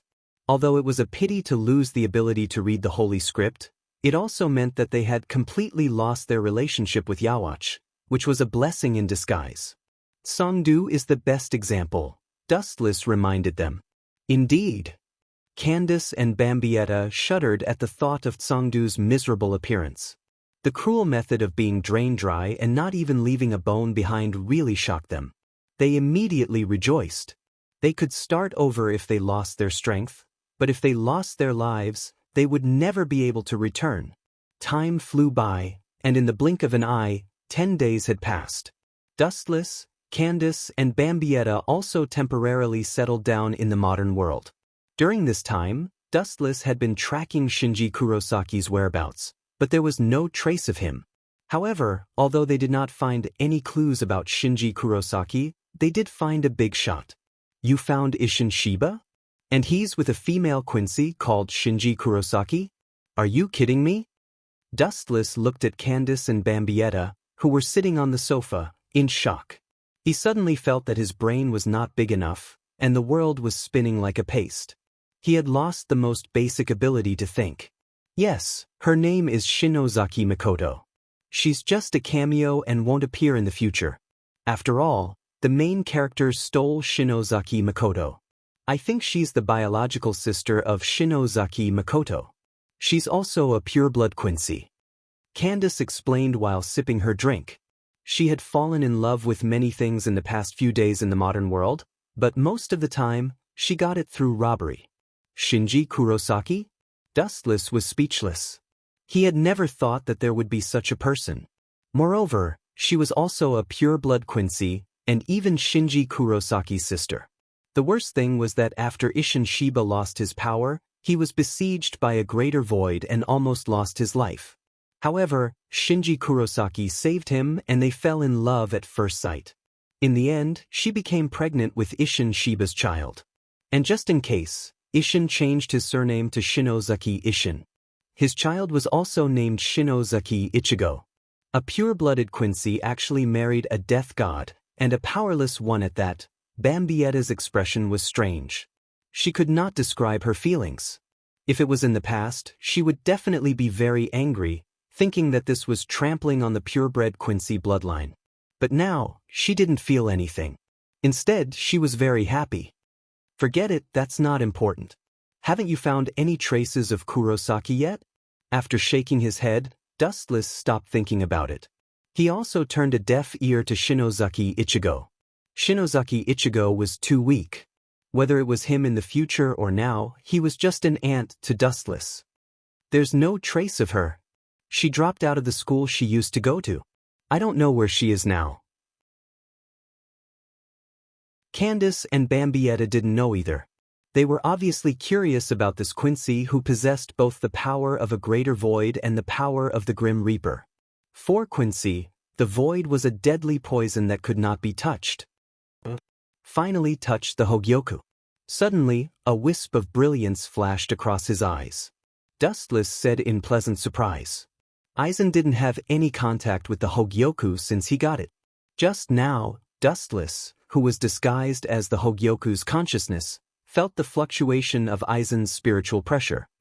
Is this the Hogyoku's world? There's a space inside, it's amazing. Inside the Hogyoku's world, Aizen looked at the boundless purple air and muttered to himself. Welcome to the world inside the Hogyoku, I am its consciousness. A ripple appeared in the sky, and a cold voice suddenly spread. It's still conscious? Aizen Sosuke exclaimed in surprise. At the same time, his face turned gloomy as he unsheathed his Kyoka Suigetsu. You are my only host, my power is your power. After that, the Hogyoku's power was transferred to Aizen's body. Boom boom boom. A vast and majestic spiritual pressure broke out of his body. It was even stronger than Dustless's. No wonder that guy can get the strength to crush everything. With such a huge amount of spiritual pressure, I can do it too. Feeling the spiritual pressure in his body, Aizen couldn't help but feel excited. At the same time, he was surprised to find a special power condensing in his left shoulder. His left arm, which was destroyed by Dustless, seemed to be growing back. Aizen, who was suspicious by nature, immediately dispelled his doubts and felt grateful to the Hogyoku's consciousness. There's no need to help me grow my arm now. Aizen shook his head. A broken arm growing back would be suspicious. The Hogyoku's consciousness was also very smart and immediately stopped emitting spiritual pressure. I thought it was a substance that could break the boundary between Hollow and Shinigami. I didn't expect it to have a consciousness. Aizen sighed. At the same time, his vigilance disappeared. The endless spiritual pressure just now wasn't a lie. He believed the Hogyoku's consciousness. Incredible? Wait until you know I'm the Hogyoku's consciousness, you'll be shocked. Dustless, who was disguised as the Hogyoku's consciousness, sneered. He immediately began to trick Aizen, using this special identity to provoke him and Jugram to kill each other.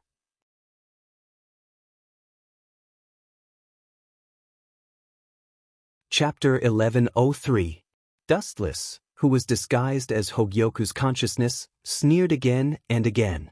He was extremely disgusted with Aizen Sosuke, especially after he joined forces with Jugram. Using you and Jugram to kill each other is exactly what I want. Dustless sneered. Suddenly, he thought of a plan and said, the Hogyoku can evolve infinitely. It can help the host break through the boundary between Shinigami and Hollow and reach a new realm. Hearing this, Aizen was stunned and immediately said with enthusiasm, Evolve? That's right, that guy has taken on several different forms. Thinking of Dustless, Aizen's eyes were filled with passion. Every time Dustless changed a form, his Ryatsu would increase dramatically. His speed, body hardness, and even his momentum would increase exponentially. No, no, no. Dustless's Hogyoku consciousness said 3 times in a row and denied. The evolution you saw is incomplete. The evolution of creatures can't be as rough as him. In fact, it still needs a kind of power to evolve perfectly. Dustless's Hogyoku consciousness raised his voice and said, it also needs to add a lot of Quincy's soul to reach a higher realm and finally touch the level of God. Quincy? What does the matter between Shinigami and Hollow have to do with them? Sosuke Aizen wasn't an idiot. His tone was full of doubt as he said, Quincy doesn't seem to be special. Hearing this, Dustless felt a headache coming on. It wasn't easy to fool Aizen Sosuke. Any flaws would be discovered by him. After sorting out his thoughts, the disguised Hogyoku consciousness said, the ancestor of Quincy, Yuch, is actually inextricably linked to the Grim Reaper. In a sense, the Spirit King is Yawach. So, by combining the power of 3, we can break through the final boundary. Yawach? That makes sense. Aizen Sosuke agreed. Then he suddenly realized something and asked, how can you, a Hogyoku's consciousness, know about Yawach and Quincy? This is one of my abilities. I can read a person's mind. This is the information I got from the previous host, Dustless, who was killed. Dustless's Hogyoku consciousness knew Aizen would ask this, so he said indifferently, and your subordinate, Captain Ikamaru Jin, don't look at his loyalty on the surface. In fact, he is two-faced and often wants to take your life.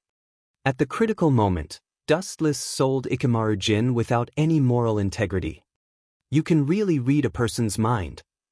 Aizen's suspicion disappeared without a trace, because he knew that Ikamaru Jin deliberately approached him, and when he found a chance in the future, he would kill him. But only Sosuke Aizen knew about this secret.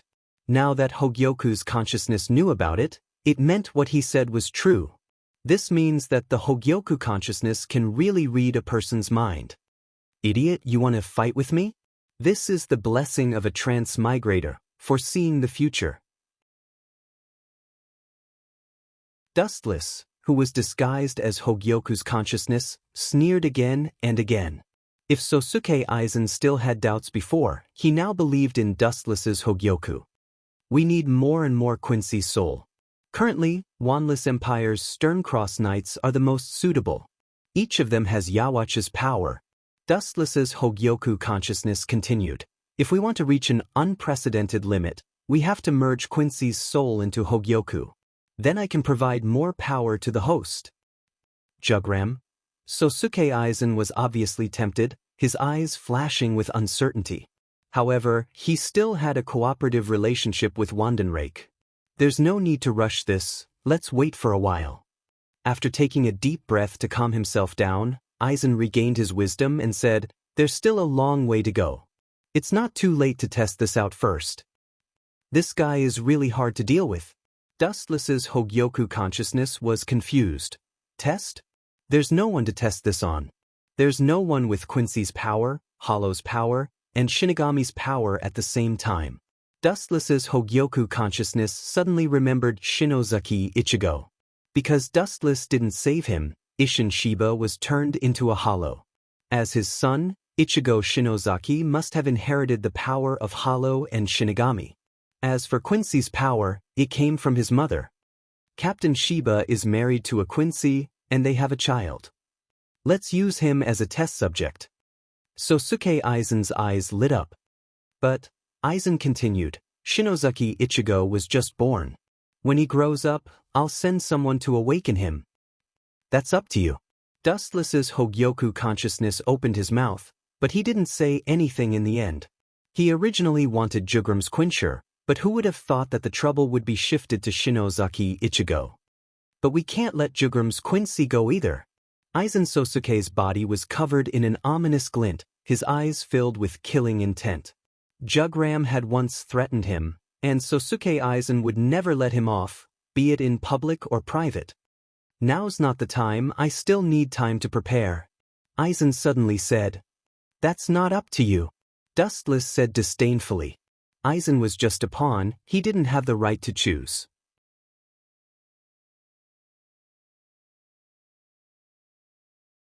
Chapter 1104.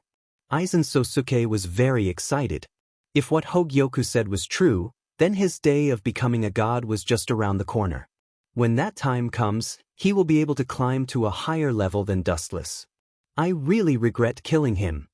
Sosuke Aizen suddenly said, his tone was full of regret. Regret killing him? Hearing this, Dustless disguised as Hogyoku's consciousness asked directly, is it that Captain Dustless? Of course it's him. Aizen Sosuke said disappointedly, using his failure as a foil to my greatness, what a perfect play. Too bad that guy was killed by Silver. What a self-righteous idiot. Dustless disguised as Hogyoku's consciousness disdained Aizen Sosuke and slandered him in his mind. If you know I'm still alive, you'll be scared half to death. Kanzucho. After failing to bewitch Aizen Sosuke, Dustless began to think of other countermeasures. If I knew this would happen, I wouldn't have let that kid die in such a hurry. Dustless sighed while lying on the sofa. The him he was talking about was Tsangdu. Dustless's room was very luxurious, decorated with all kinds of luxurious furniture. The ceiling was made of crystal, and it was very dazzling. Of course, Dustless didn't have the money to buy these things. Bambietta and Candace robbed him. What's there to worry about? Just go to Wanless Empire. Candace sat next to Dustless and encouraged him. A seductive body fragrance drifted into Wu Chen's nose. Wu Chen glanced at the scantily dressed Candace. She just wore a pair of panties and a bra casually, and her body was still wet. Apparently, she had just climbed out of the swimming pool. Naturally, the swimming pool was also robbed. Even this villa was robbed. Now go and kill Wanless Empire, and we'll be yours. You can do whatever you want with us. Bambietta also approached Dustless. Both of them were wearing swimsuits, and their curvaceous bodies were exposed to Dustless. Even Candace, who was the most courageous among them, took the initiative to provoke Dustless. She deliberately blew hot air into his ear and lowered her chest, exposing her dazzling cleavage. "Save it. If I am so easily seduced, I would have died decades ago," Dustless said disdainfully, but his eyes couldn't help but take a few more glances at Candace's chest. He would be a bastard if he didn't take advantage of her. "Coward," Candace said discontentedly. She then twirled her beautiful green hair and said, "I really don't know what you're worried about." "Scruples? Of course not. It's just that I don't like to waste my energy. Even if I kill them, it won't solve the root of the problem. After Yacht revives, I can use Saint to revive those Quinistas at any time. All in all, killing them would be useless. It wouldn't do anything." Yuchen stretched and said tiredly, "Besides, even if we really want to take care of Wandenrake, we can just use that little pawn, Sosuke Aizen." Huff, a sense of weariness penetrated deep into his bone marrow. When Wu Chen was planning to sleep, a burst of violent tremors made his sleepiness disappear. Boom boom boom. A huge ripple spread out, and then a huge wave exploded. The swimming pool that Candace and Bambietta used to play in was instantly blown into ruins. This abnormal spiritual pressure. It doesn't feel like the Grim Reaper, nor a void. Are they Quinistas again? There's no end to this. Wu Chen's eyes turned cold as he sneered. "Bastard, my swimming pool." Candace and Bambietta roared at the same time and shot out like cannonballs, directly pouncing on the figure standing in the sky. How dare they attack so openly? It seems that the connection between Soul Society and the modern world has been cut off. But this is good. Dustless walked out with a cold smile. "Are you kidding me? I'm His Majesty's greatest masterpiece, and I have to take care of these small fries." The figure in the sky looked down at the ruins and complained with dissatisfaction, as if he had been greatly insulted. His face was full of resentment. This person had dark skin, and his left eye, which was always closed, was covered with a black crosshair mark. He wore white gloves with an X embroidered on them, a sleeveless shirt, and a fur shoulder armor on the right side of the shirt. He wore a two-horned hat made of white fur, with a small symbol of Wandenrake on each side of the hat. The most striking thing was that he was holding a cross-shaped gun in his hand, which was obviously his weapon. Lige Barrow. After seeing the newcomer clearly, Candace and Bambietta were both startled, fear flashing in their eyes. The man with the gun in front of them was not as simple as Quinistas. He was one of Yawach's personal guards, and the captain of the guards. Known as the man closest to God, he was Yawach's most perfect creation. "Kill yourselves? Before your power was extracted, you were ants to me. Now that your power has been extracted, you are not even ants," Lige Barrow said disdainfully. "You are the one who should kill yourself." A ray of light descended from the sky, enveloping Lige Barrow entirely. A powerful force exploded out from him. "Get down." As soon as he finished speaking, the light became several times stronger and directly suppressed Lige Barrow, who fell to the ground with severe burns all over his body. "I'll make you into one of the 6 paths of pain to sneak attack Sosuke Aizen and provoke you to kill each other." Dustless walked up to Lige Barrow and smiled coldly.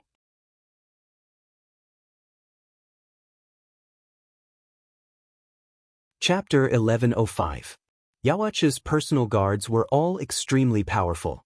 They could take on Team Zero by themselves, and they could even wipe them out. Of course, strength was not the most important factor, because there were many powerful people in this world.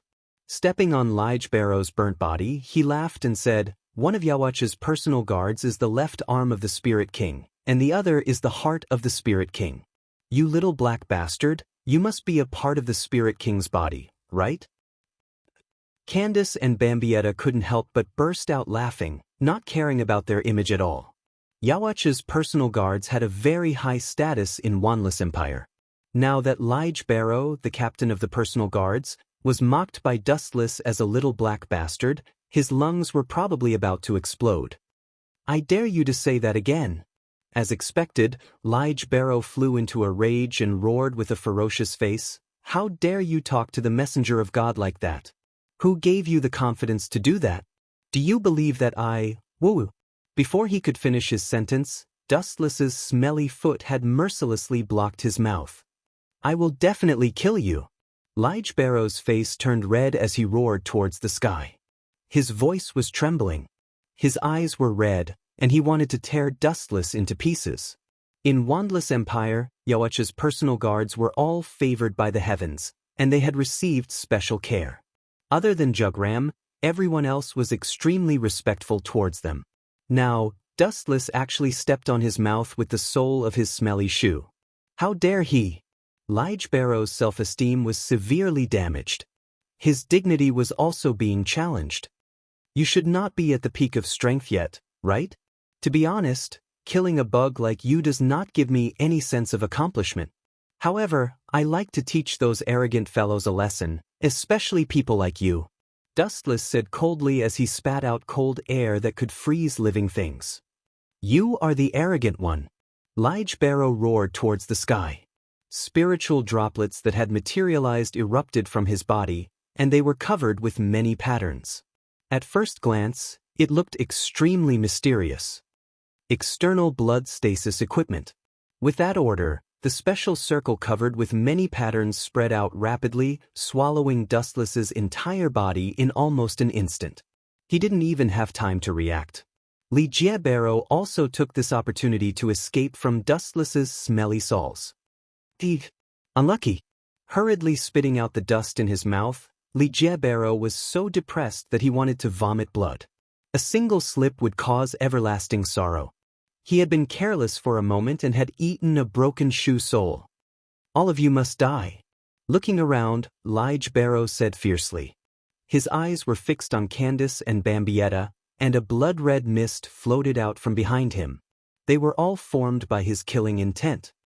Idiot. You want to kill me with this shampoo? Seeing that Lige Barrow was ignoring his existence, Dustless had no choice but to stand out and make his presence known.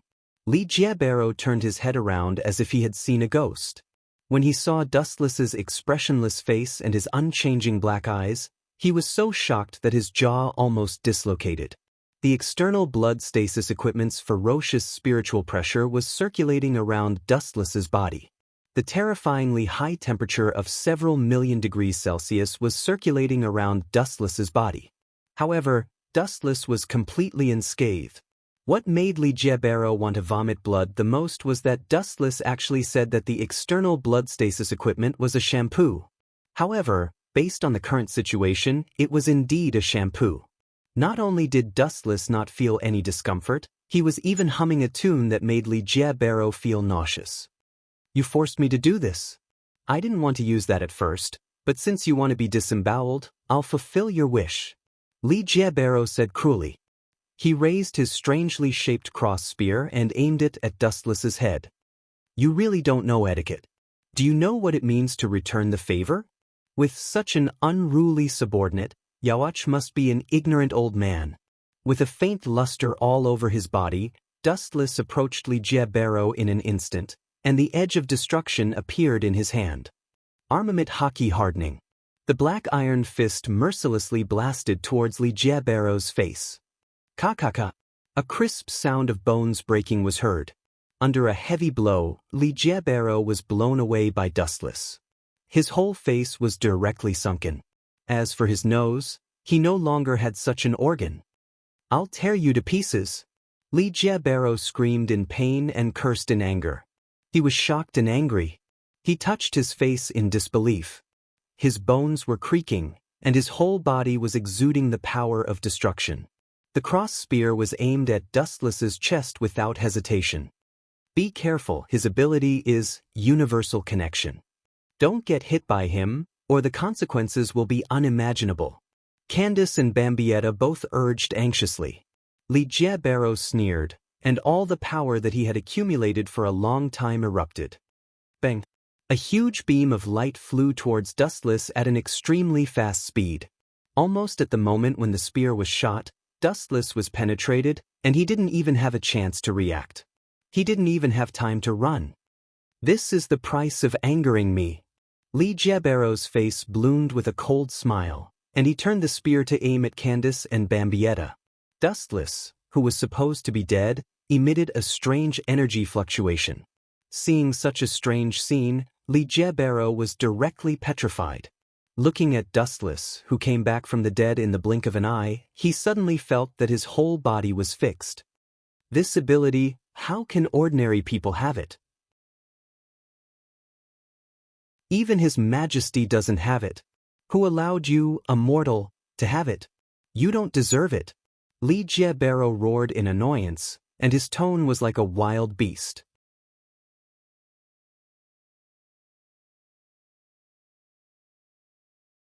Chapter 1106.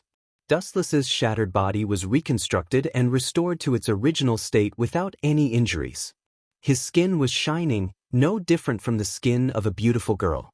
Staring at the crazy Rita Barrow as if nothing had happened, Dustless immediately labeled him as a retard. You mean the ability of super regeneration? Yawach doesn't have it, so he's a rookie. He doesn't even have such an ordinary ability. Rita Barrow, who worshipped Yawach, was so angry that his face turned red. He raised his hand and shot out a dense number of sharp arrows. Great Sage Bow! The thick arrows whistled through the air. They were aimed at Dustless's eyes, heart, limbs, and the rest of the arrows were aimed at his soft abdomen. Divine might!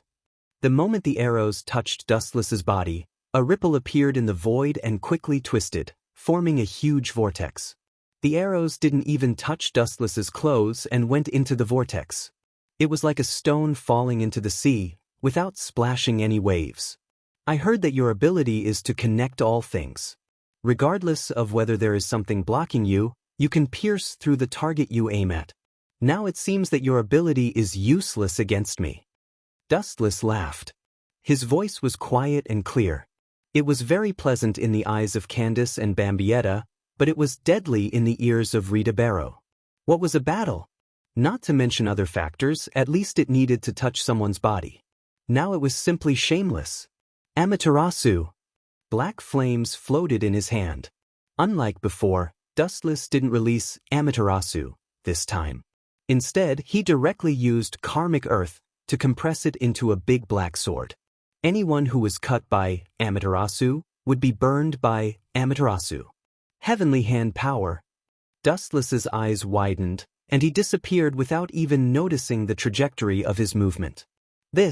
Witnessing such an unimaginable scene from Dustless, Li Jiebaro was speechless. Just at this moment he suddenly felt a fatal attack coming from behind. In such a short time and at such a close distance, he had no time to defend or retreat. Without any hesitation, he opened his left eye that had a special symbol drawn on it.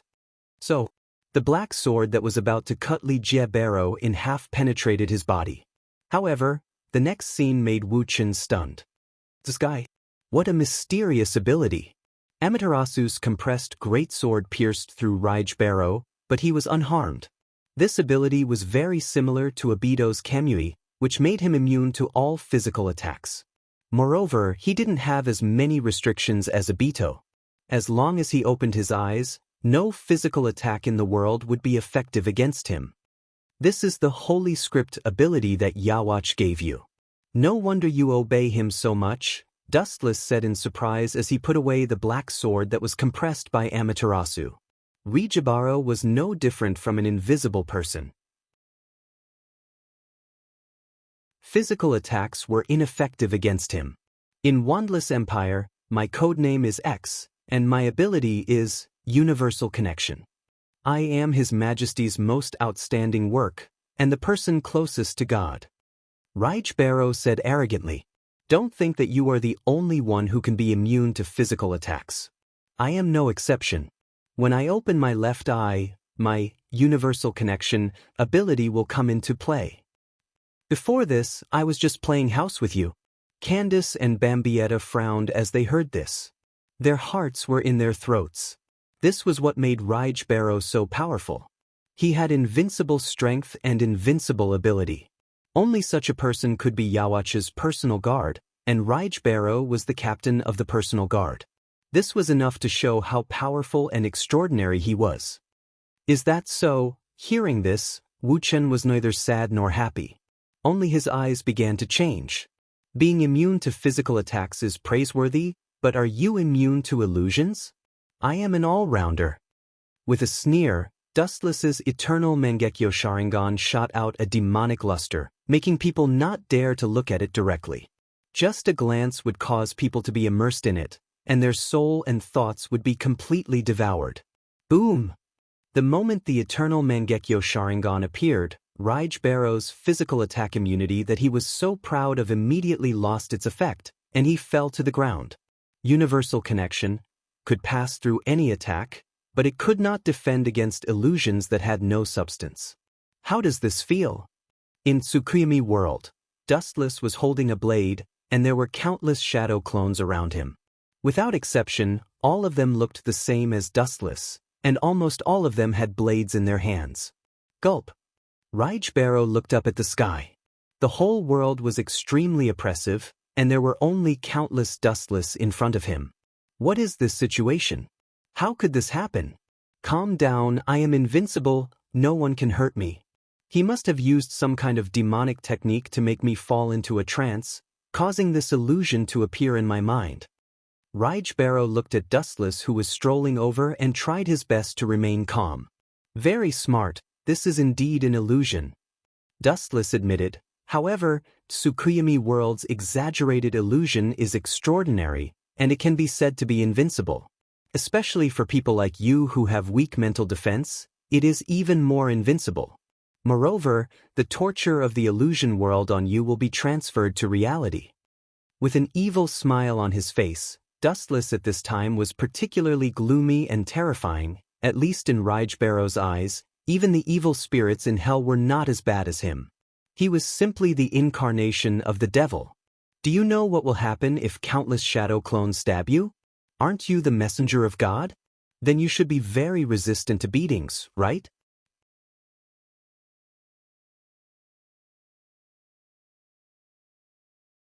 Chapter 1107. Looking at the endless crowd of people walking towards him, it was as if they could topple the mountains and overturn the seas. Gulp.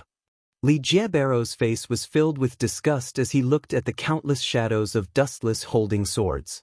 This was the first time in his life that he felt this way. He hurriedly adjusted the spiritual pressure in his body, trying to break free from the cross on his back. However, the spiritual pressure in his body seemed to have been drained and was half out of balance, completely ignoring him. Such a gloomy world was enough to make people tremble. There were countless people holding large sabers, threatening to cut him into pieces. No one would be able to remain calm in such a situation. After all, he couldn't move now. Messengers of God are very durable.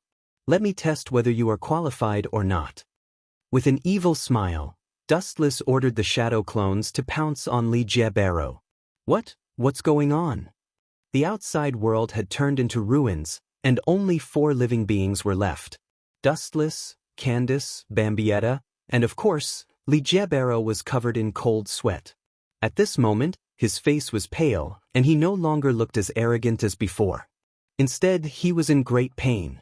Why did you suddenly become like this when you were fine just now? What kind of evil thing did you do? Candace looked at Dustless with a thirst for knowledge. Li Jiebarrow was still domineering a second ago, but who would have thought that he would fall to the ground in the next second and end up like this? His body was covered in cold sweat, and his face was pale as if he had suffered a great deal of pain. It was worse than death. It's very simple. He said he was a messenger of God, and I just let him experience what a messenger of God should do. He should thank me. Dustless shrugged as if it had nothing to do with him. I will not let you go.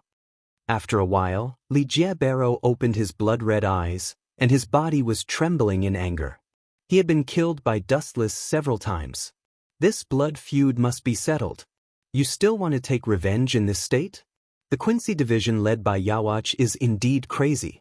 Then, can you tell me which part of your body is the Spirit King? Left leg or right leg? Dustless asked as he turned a deaf ear to Juraj Barrow's murderous aura. On the surface, Li Jiebarrow was glaring at Dustless with hatred. However, his heart was in turmoil. Even though he tried to cover it up, Dustless could still hear his heavy breathing. Where did this bastard get this information? The only person in Wandless Empire who knows about our identity is Jugram. She got the news from there. Ligier was shocked. He looked at Candace and Bambietta like a wolf and then shook his head slightly. Although they were both members of the Sternritter, the world they lived in was completely different. They were just pawns. It doesn't matter whether I tell you or not. You're going to become a zombie soon, Dustless said suddenly, and a black metal rod appeared in his hand. Living dead? Are you still asleep? His Majesty's personal guards are immortal. The thing can easily change everything and has the power to revive us from the underworld. Ligier said with disdain, get it straight. I'm not like that Sangdu from before. That kind of idiot will always be a pawn. Take note, I'm talking about living dead, not really killing you. Dustless shook his finger as a cunning smile appeared on his face. He said sinisterly, I know that after killing you, Yawach or Jugram can revive you. But if I keep your heartbeat and only take away your consciousness, do you know what that means? Hearing this, Ligiero's face changed and turned green. He suddenly understood what Dustless meant. Turning him into a killing tool with no consciousness but still keeping his heartbeat, he wouldn't be dead and couldn't be revived. Ligier looked up and glared at Dustless. Wandless Empire often said that the Grim Reaper was evil, but he felt that this bastard in front of him was thousands of times more evil than the Grim Reaper. Poochie. While Ligier was cursing Dustless, he felt a sharp pain in his right leg. He saw the black iron rod piercing into his leg. What scared him the most was that he lost all feeling in his right leg. Ligier was shocked. Looking at the black iron rod that appeared in Dustless's hand, he wanted to open his left eye and activate the Universal Link ability to ignore physical attacks. But the injuries he suffered before didn't allow him to do so. It was hard to even keep his consciousness. Poochie, Poochie, Poochie. Another black iron rod flew out and pierced into Ligiero's left leg, arms, and heart. Next is your head. Dustless squatted down and looked at the terrified Ligier. He smiled and said sarcastically, funny, even the messenger of God can feel fear? Ligier immediately turned his head and looked into Dustless's eyes. He shouted, since the Grim Reaper respects the Spirit King so much, you should bow down to us. Sorry, I'm not. On the contrary, I want to replace the Spirit King. You guys are really an eyesore. The Spirit King's arms and legs are in your personal guards. There's even a Spirit King's heart. That's why it's best if you guys die. Dustless smiled. What Ligier said was the truth. After all, there were two members of Yuhabaka's personal guards who were part of the Spirit King's body. Since the Grim Reaper really respected the Spirit King, he should respect them who were part of the Spirit King's body.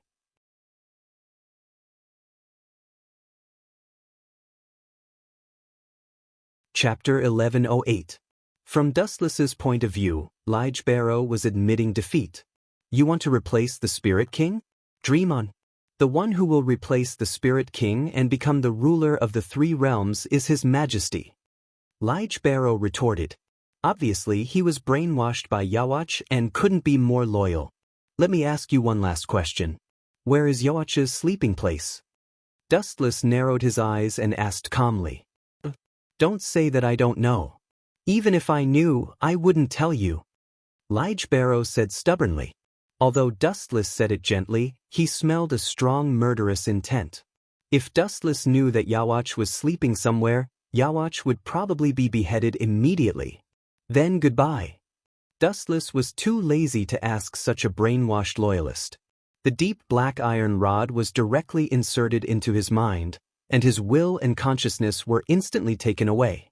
The various tissues in his mind were instantly annihilated, leaving only his beating heart.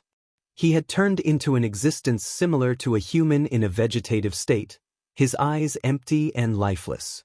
This is the living dead I was talking about, the living dead.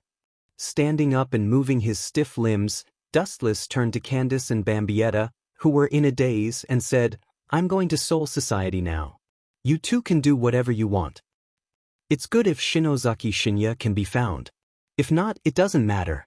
Dustless repeated. You're going to Soul Society? Candace looked at Dustless suspiciously, confused. She didn't know what he was planning, but from the gloomy and malicious sneer, it wasn't hard to see that Dustless was up to no good. At the same time, Lige Barrow stood up and moved slowly to the surprise of the two girls. Don't tell me, you want to control Lige Barrow to attack Soul Society? Candace and Bambietta were stunned as they suddenly understood Dustless's intention. Think about it, the Quincy Legion that should have been wiped out thousands of years ago suddenly reappeared in the world and boldly attacked Soul Society. It was self-evident how big the aftermath would be. This would directly cause the Grim Reaper to start a war with Quincy again. When did the two of you become so smart? I do plan to use the hands of the Grim Reaper to get rid of Quincy. It's best if both of them suffer. Dustless sneered. All he needed to do was to expose all traces of Quincy, especially the identity of Rich Barrow.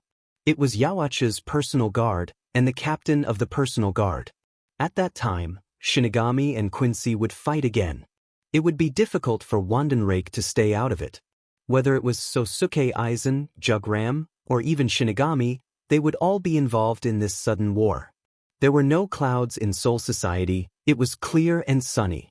Rich Barrow, who was controlled by Dustless, had secretly infiltrated Soul Society and even came to Yamamoto's favorite place, the Shin Spiritual Academy. This was the academy that nurtured Shinigami, and it was extremely important to Soul Society. Almost all of the Godiai 13th's Shinigami came from the Shin Spiritual Academy. Whether it was Sosuke Aizen, Jin Ikamaru, Jushiro Yukitake, or Shunsui Kiraku, they were all students of the Shin Spiritual Academy. It was a place that nurtured Shinigami, and it was extremely important to Old Man Yamamoto. Captain Yamamoto will probably explode from anger if we ambush here. In a hidden alley, Dustless sneaked a glance at the students passing by. His eyes were cold, and his whole body exuded a chill that isolated him from the world. Even the surroundings were covered in ice. Soul Society is really efficient. The Shin Spiritual Academy was destroyed last time, and it's back to normal in such a short time. Dustless sighed. At the same time, it was not difficult to see how much importance Yamamoto attached to the Shin Spiritual Academy. What a pity, it's going to wither soon. Behind him, Lige Barrow walked out of the dark gold. As a precaution, Dustless buried all the black rods in his body. On the surface, he looked like a normal person, but in reality his body was filled with a large number of black rods. Boom boom boom. The true Central Spiritual Art Academy was filled with people and laughter. Suddenly, a violent explosion rang out, and a huge fireball swept across the entire academy. A young man with dark skin walked out of the flames. It was Lige Barrow, who Dustless secretly controlled. Who is he? He's fine after being hit by the explosion. Needless to say, he's definitely an enemy. Let's go together and kill him. Groups of Death God students rushed towards Lige Barrow at the same time. Newborn calves are not afraid of tigers. As expected, the ignorant are fearless. Dustless, who was secretly observing the situation, sneered. He immediately tried to use Quincy's ability to absorb large amounts of Reiki and gather them in his body. Majestic Reiki spread out, and the people who were affected by the corrosion were in a terrible state. Outer shell blood stasis equipment. The circular pattern domain spread out and covered a radius of 20 meters. The students who were attacked instantly turned into a pool of blood. It seems like they're all here. Attacking the Shin Spiritual Academy was the right choice. Dustless, who was hiding in the dark, suddenly looked in the direction of Quiet Soul Society. Several huge Reiki swept over. Among them, there was a dark red flame that was extremely terrifying, burning the entire sky until it was distorted. In the dark, Dustless saw the furious Yamamoto.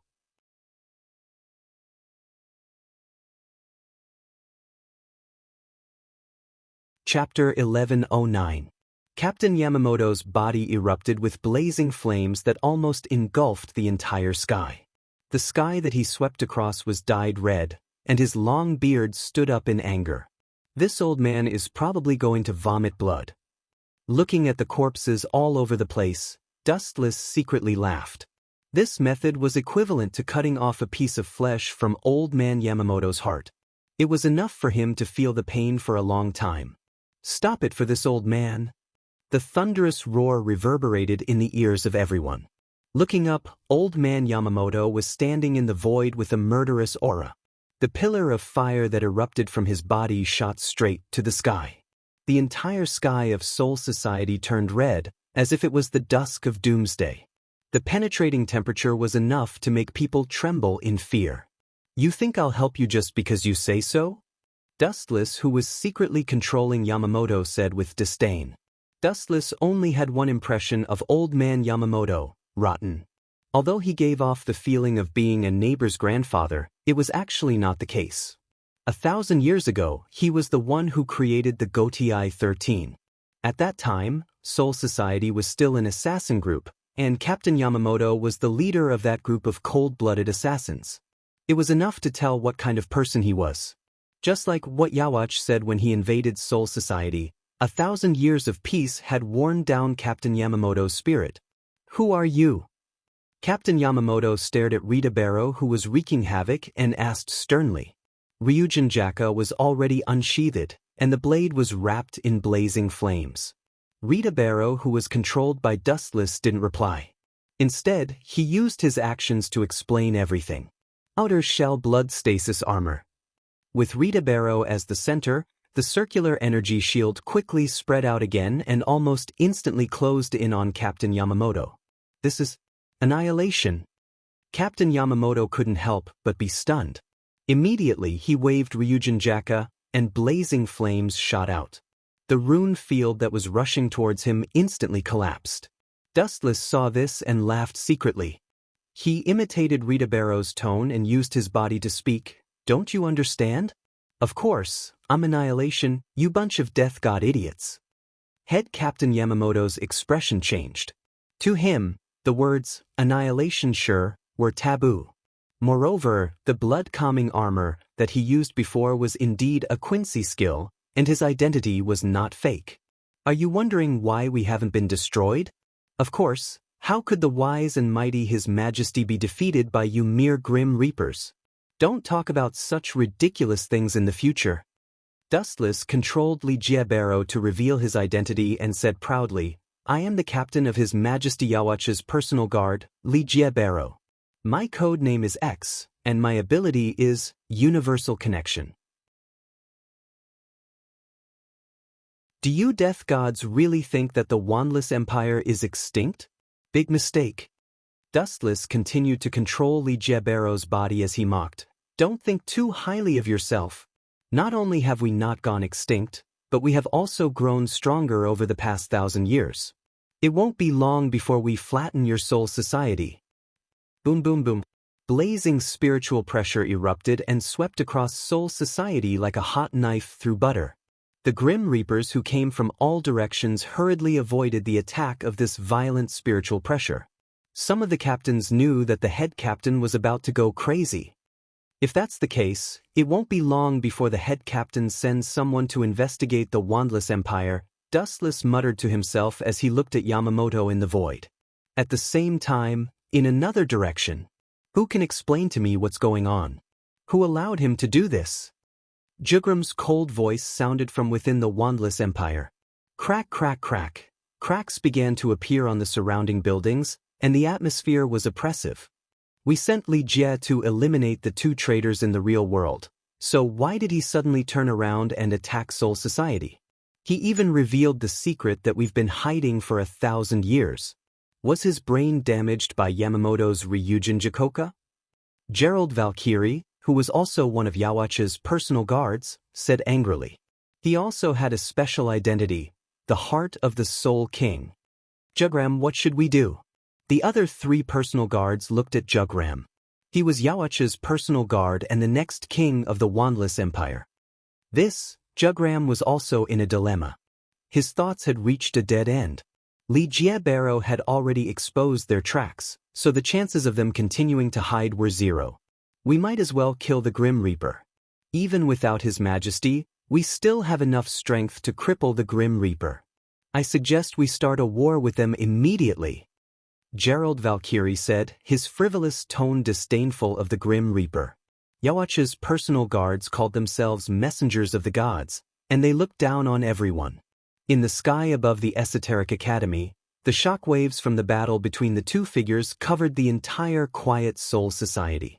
Since it was Dustless's first time controlling Quincy, he was very inexperienced in using it. As a result, Li Jiebaro was constantly suppressed. His body was burned full of holes, and scars could be seen everywhere. No matter what, the framing this time was a success. Dustless was relieved. He was sure that Wandless Empire would not be able to hide in the dark from now on.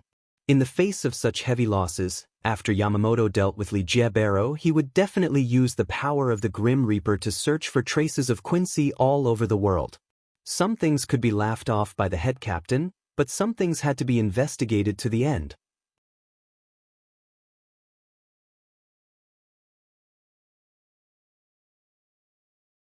Chapter 11:10.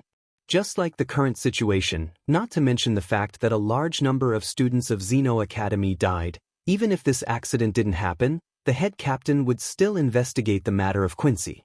Especially since Barrow admitted that he was Yhwach's subordinate, and his origin wasn't simple, he was the captain of Yhwach's personal guard. This is going to be a good show, you guys can slowly fight. Dustless, who was hiding in the darkness, looked up at the sky, and he could clearly see the figures of the captains, Jushra Yukitake, Shunsui Kayokura, Higashi Shiroshi. Anyway, the captains were all here. However, Dustless's line of sight was always fixed on Sosuke Aizen, and his eyes flashed with a cunning smile. Old man, it's time to retreat, I'll play with you next time. Barrow's casual provocation made head captain Yamamoto's forehead bulge with blue veins. Instead of saying that Barrow was deliberately provoking him, it was better to say that Dustless was deliberately angering head captain Yamamoto. After all, he was now controlling Barrow with the ability of Rinnegan. Arrogant brat!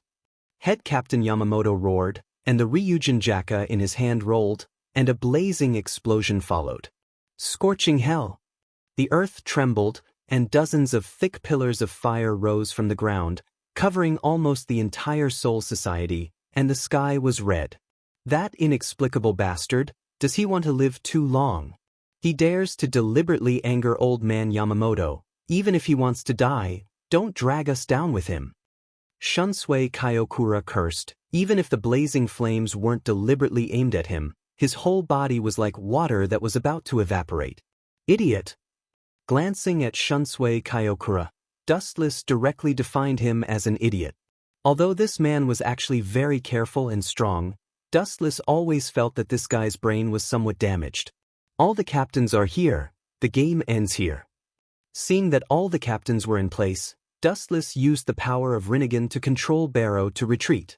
He was deliberately attracting the attention of these captains. There was no need to fight. In front of this old man, you still want to run? In the next 1,000 years, no one will be able to escape from me. Not you. Head Captain Yamamoto sneered when he saw Raiji Barrow turning around and retreating. He gave up on chasing after him and simply stood in the air. He believed that Raiji Barrow would turn around and run back. You want to escape from Yuan Luzai Sensei's flowing fire Jaka? This is unrealistic and impossible. Yukitake Jushru shook his head and did not look at Raiji Barrow. The strongest Shinigami in the past 1,000 years was not just for show. A bunch of self-righteous idiots. Under the capture of Rinnegan, Dustless clearly saw the changes in the expressions of the captains in the sky, and immediately said sarcastically, "Thousands of years of peace, no strong enemy has appeared, causing you people to boast about the strength of the captain to the sky." With a strange smile on the corner of his mouth, Dustless controlled Raiji Barrow to fly to the giant fire pillar, and then suddenly shouted, "All things connect." Under everyone's stunned gaze, Raiji Barrow's whole body floated over the thick fire pillar. He ignored my attack? How is that possible? Yamamoto's calm face fell. It was so gloomy that water could drip from it. This kind of violation was completely a cheating skill. Head Captain Yamamoto suddenly thought of a similar figure. Very young, with a spring breeze smile on the corner of his mouth, very thin, looked like a 17 or 18 years old boy, but his strength was incredible. He alone annihilated all the Shinigami except for himself and the Zero Squad. It was Dustless. Similarly, Dustless was also a cheating maniac, and he was immune to physical attacks. "Why you still standing there? Chase him." Seeing the captains were still in a daze, Head Captain Yamamoto ordered loudly, "Annihilate that guy at all costs, if you can catch him alive, if not." "I don't need to say it, you all understand." The captains looked at each other and chased after Raiji Baro. The head captain's anger was enough to make people tremble in fear. Even if they were captains, facing the strongest Shinigami, they didn't have the slightest intention to resist. They immediately chased after Raiji Baro. Mayuri immediately sealed the connection between Soul Society and the outside world. "Silver, I keep feeling that something isn't right. I'll use the Mirror's Moon ability to confuse these captains. You find a chance to go to the underground laboratory in Central Room 46 to observe the situation. I've placed the Hingyu there, so we can't lose it. There's something wrong with this Quincy. Jugram is extremely sinister, so be careful." Ikamaru Jin nodded. Aizen's worry wasn't without reason. Jugram's eyes seemed to be able to detect everything. Ikamaru Jin felt a little weak when he looked at Jugram.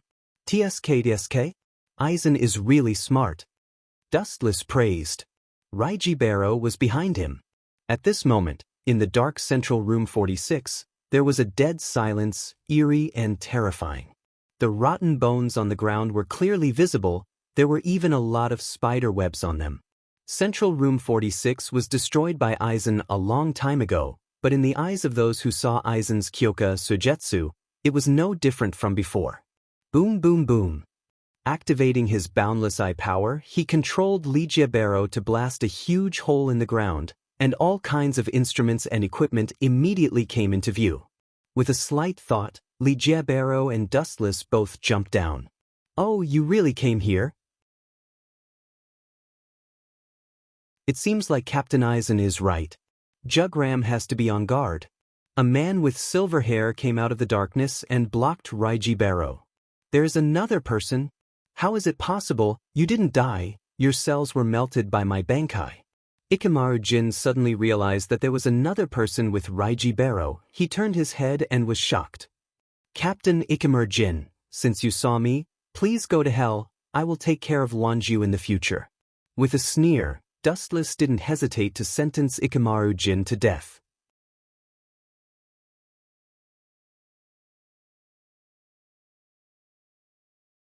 Chapter 11:11. The smile on Ikamaru Jin's face vanished. Hearing the bone-piercing murderous aura from Wu Chen's mouth, he couldn't help but have goosebumps. This is definitely a ruthless person who keeps his word. It's strange, isn't it? Ignoring Ikamaru Jin's cold expression, Dustless continued, "A person who was supposed to be dead suddenly came back to life. No one can accept it in such a short time, but this is the truth. No one in this world can destroy me. No matter what kind of creature he is, there is no exception." His eyes emitted a domineering light.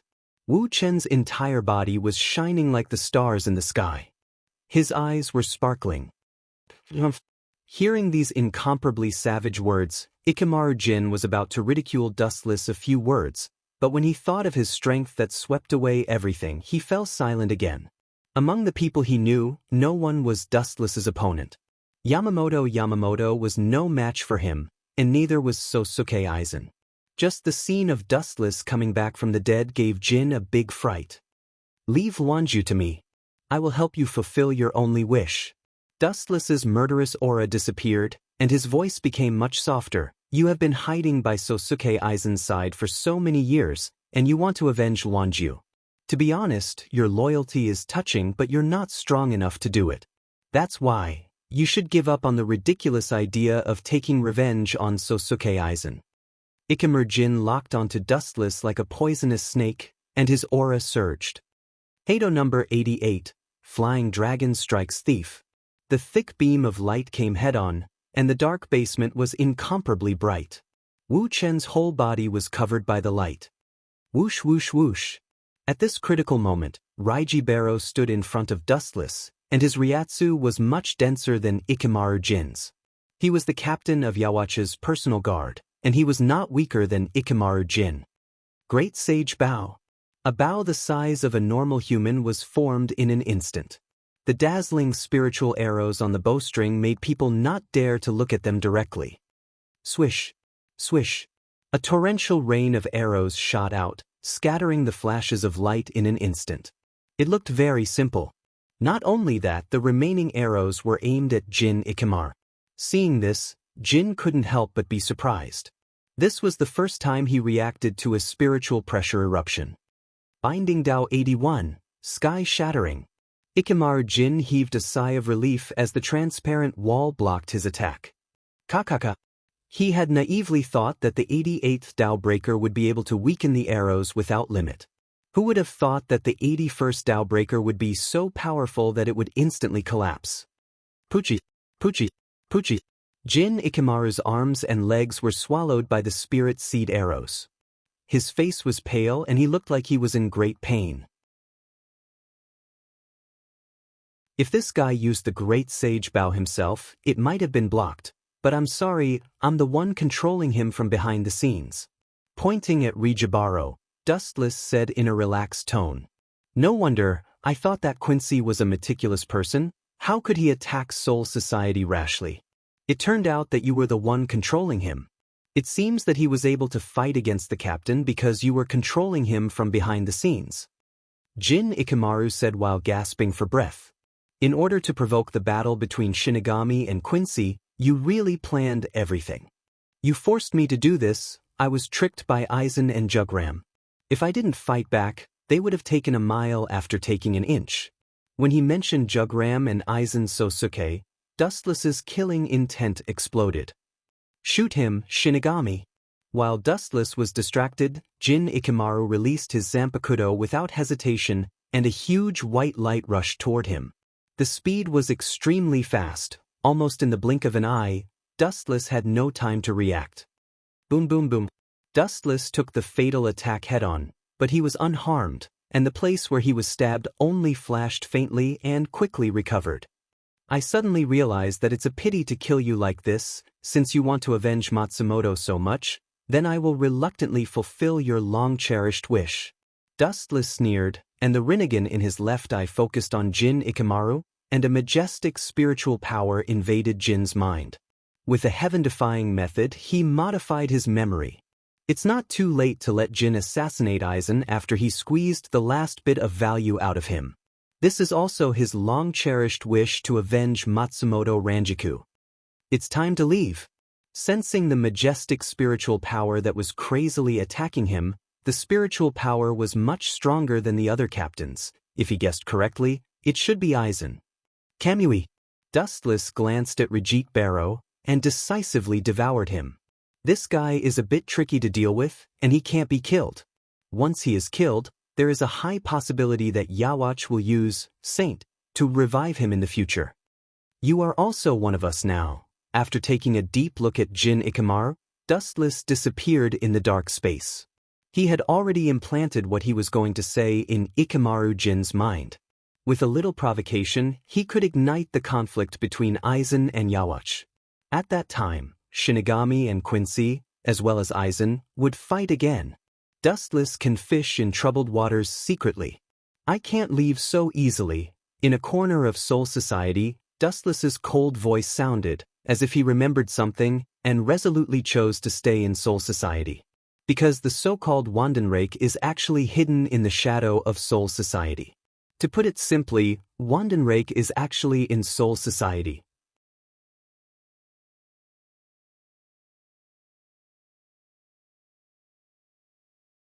Chapter 11-12.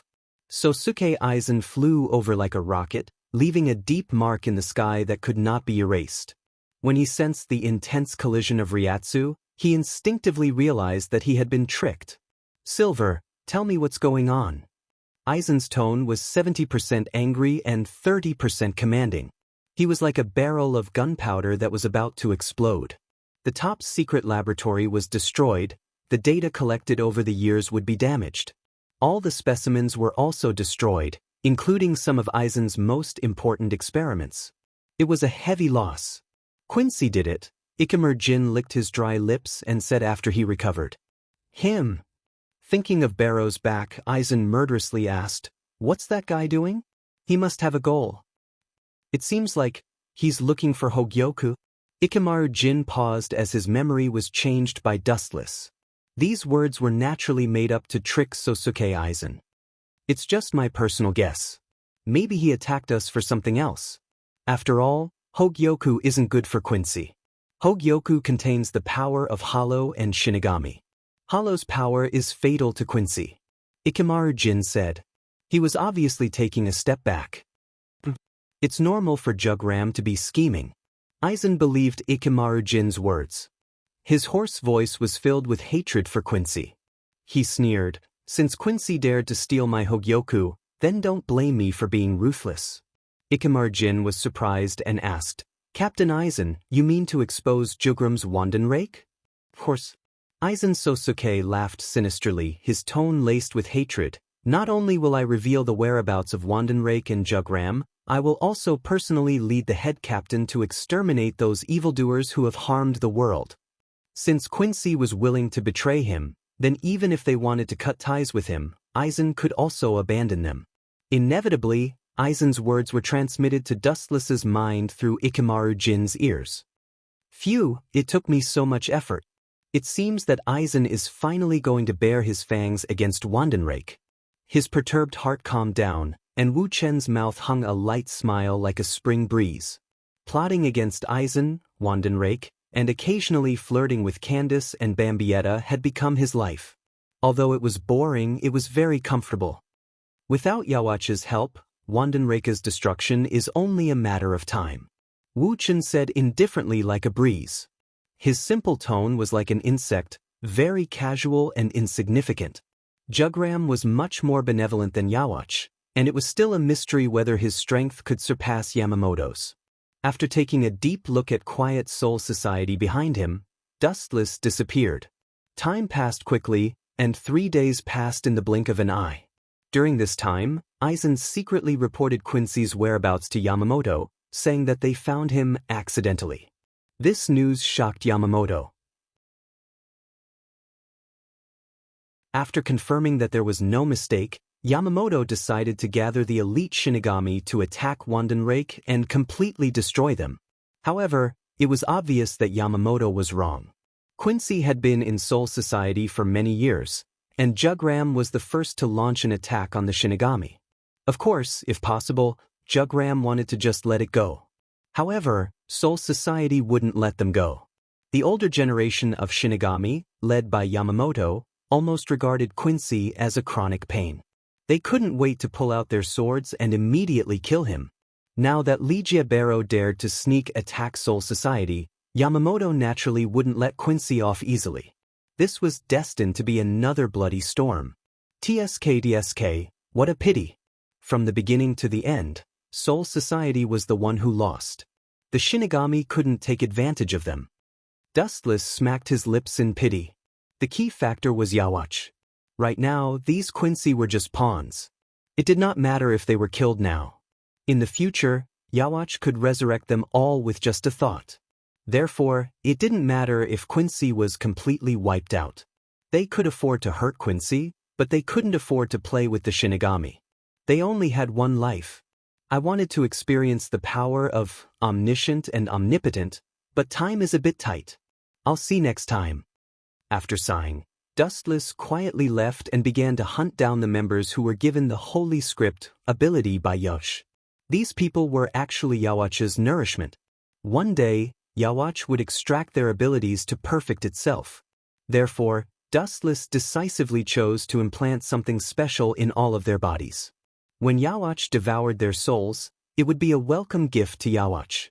After the members of the Stern Ritter fell, their souls and the ability of Holy Script would all belong to Wabuk. As long as Dustless placed the transcription seal in the bodies of those members in advance, everything would be fine. At the same time, in another corner of Soul Society, an unknown event was happening. There were only a few people, but the scene was extremely lively. If it weren't for the people on both sides deliberately stopping them, they would have already started fighting.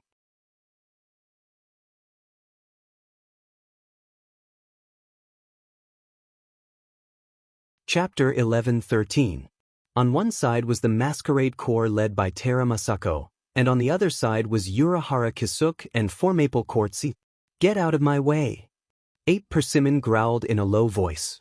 His eyes flickered with cold light, and his killing intent surged like a wave. Soul Society killed our companions, and they must pay with their blood. Of course, that Aizen Sosuke is no exception. Ri Shiori said without giving up. The other members of the Masquerade Corps were silent. Urahara Kisuke knew that silence meant agreement. I'm sorry, but I can't tolerate your actions. Now that Soul Society is going through an unprecedented disaster, I absolutely can't allow you to act recklessly. Urahara Kisuke's tone was calm and firm, expressing his stance. The members of the Masquerade Corps frowned. If possible, they didn't want to be enemies with Urahara Kisuke. After all, he saved the entire Masquerade Corps. Otherwise, all of them would have been killed long ago. Why do I always encounter such things? In the dark, Dustless gently observed the movements of the Masquerade Corps and couldn't help but sneer. If the Masquerade Corps also joined in, that would be great. These people were one less person to kill. Urahara Kisuke, this eyesore jumped out again. Since you want to get involved so much, I will help you. His pupils twisted sharply, and Rita Barrow once again appeared in his eyes. The cold muzzle was aimed at Urahara Kisuke. Go for me!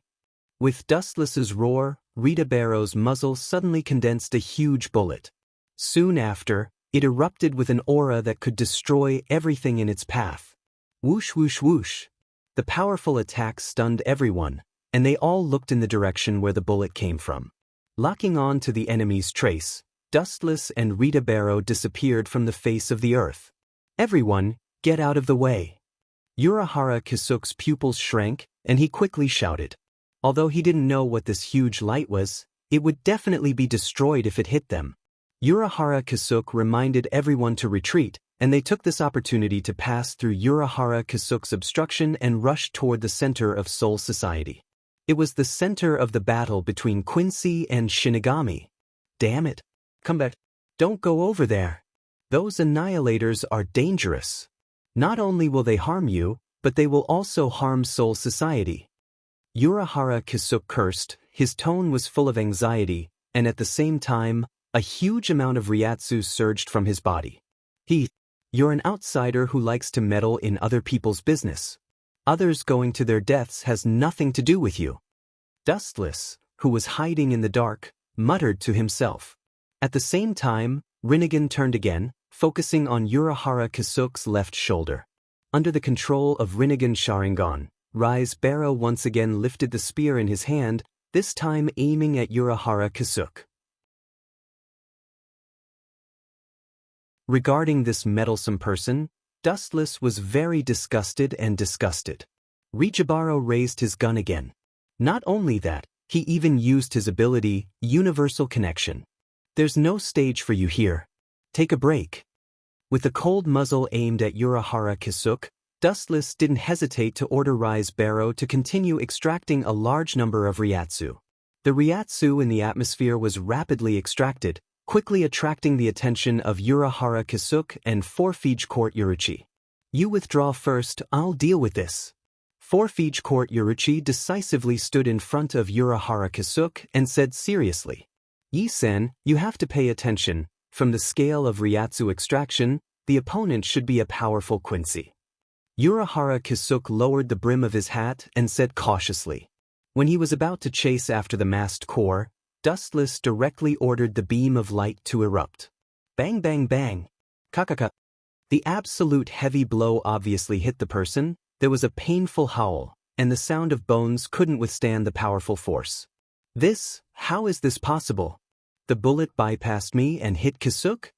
Seeing such an unexpected scene, Forfige Court Yoruchi was stunned for a moment, and his eyes were dim. Looking at Urahara Kisuke who was suffering behind him, he felt that his brain wasn't enough. Idiot, this is the essence of connection of all things. No matter if there is something in front of you or not, anything that is targeted by Rise will be hit. Dustless sneered and looked at Rise Barrow with more and more satisfaction. No wonder Quincy calls Yawach God every day, and this guy calls himself God's messenger. This kind of ability is indeed heaven-defying. After taking a deep look at Urahara Kisuk, Dustless quietly left, opened the tunnel to Hueco Mundo, and disappeared from the war-torn Soul Society. This was only the first step of Dustless's plan, and it was far from enough to completely kill Quincy. After all, the Stern Ritter Knights had 26 members, and their combined strength was almost at the captain level. It seems that this is the end. Urahara Kisuk endured the stabbing pain all over his body and looked at the disappearing figures of the masked corps. His tone was particularly bleak. They are our trump card against Sosuke Aizen. If we don't save them, we may be wiped out. Forfeige Court Yoruchi supported Urahara Kisuk. I also want to stop them, but I don't have the ability now. I hope God has mercy on them.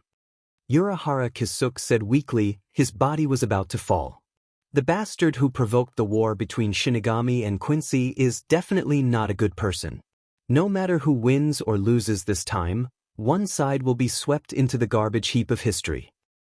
Which bastard is cursing me behind my back? If I catch him, I will definitely destroy him. On the way to Hueco Mundo, Dustless sneezed all the way.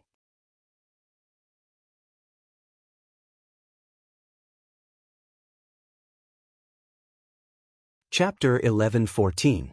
Hueco Mundo was always so cold and bleak, a deathly silence. The sandstorm was the truest portrayal of Hueco Mundo. The boundless void distorted and a figure stepped out from it. It was a young man with delicate features and handsome features. His deep eyes were filled with wisdom and his black hair fluttered in the wind. His eyes were indifferent from the beginning to the end. However, the gentle smile at the corner of his mouth made him seem very friendly. His temperament was extremely contradictory, both good and evil. It was as if he could call you brother in 1 second and go through a mountain of swords or a sea of fire, but in the next second, he could turn hostile and stab you in the back. It was always hard to tell what he was thinking. "Young master," Haribel, who had been notified in advance, called out. Her voice was very clear and pleasant. She was usually as cold as ice, but when she saw Dustless, she immediately put on a smiling face. "Yo, long time no see." Dustless withdrew his indifference, and a gentle smile bloomed on his face. He had always treated those who sincerely supported him with sincerity. Voids and Shinigami were no different in his eyes. On the contrary, Dustless preferred Voids because they were easy to tame. Compared to the Shinigami of Soul Society, Dustless believed that great Voids were much easier to communicate with. If he showed more strength than the other party, most Voids would submit. Ever since Dustless wanted to capture Eastern Sage to Soul Society, and because of Dustless's calculations, Haribel became the uncrowned king of Hueco Mundo. And because of Dustless's calculations, Sosuke Aizen trusted Haribel without a doubt, and gradually replaced Eastern Sage, who used to be his right-hand man. Sosuke Aizen was relieved to leave Hueco Mundo to Haribel. "How have you been recently?" After landing, Dustless was not in a hurry to ask about Hueco Mundo. Instead, he was very concerned about Haribel. A qualified leader should first know how to win the trust of his subordinates, and not use them without limits. A small stream flows a long stream. "I'm fine." Haribel nodded and replied calmly. Hearing this, Dustless smiled. Even though Helibel hid it very well, Dustless could still clearly see the gratitude in her trembling voice. Sosuke Aizen had never shown such concern before. "How's the thing I told you to prepare?" Changing the topic, Dustless asked, "Now that you've become the king of Hueco Mundo, you should know the people I'm talking about like the back of your hand." Dustless was talking about the great voids at the level of Vasto Lord, Stark, Okiura, Helibel herself, and a female Vasto Lord. Her name was Niru. Okiura and Stark are both loyal to Sosuke Aizen. I'll find an opportunity to kill them both. As for Nero, the image of a little lowly appeared in his mind. Dustless said softly, "If the method is used properly, she can be pulled into our camp." In fact, Dustless didn't intend to recruit subordinates. He knew that he could defeat Shinigami by himself, but after seeing Quincy's numbers, Dustless's heart was destroyed. Not to mention anything else, Dustless didn't expect them to fight. At least, he needed a few subordinates to gather information for him. This was the most basic thing, so he didn't want to be a headless fly that had to do everything by himself. He even had to gather information by himself. A green-haired Great Void's figure appeared in Haribel's mind. She pondered. Her strength is indeed good, but she hasn't betrayed Sosuke Aizen, that hateful man. Approaching her rashly might backfire. Unlike other Great Voids, Nero was very kind. Sosuke Aizen once used a trick to save her, so she was almost loyal to Sosuke Aizen, comparable to a stubborn person like Ulquiorra. Terrible. Take a long-term view. If there are no conditions, we can create them. If Sosuke Aizen can save Nero, we can also make her betray us. Dustless smiled confidently.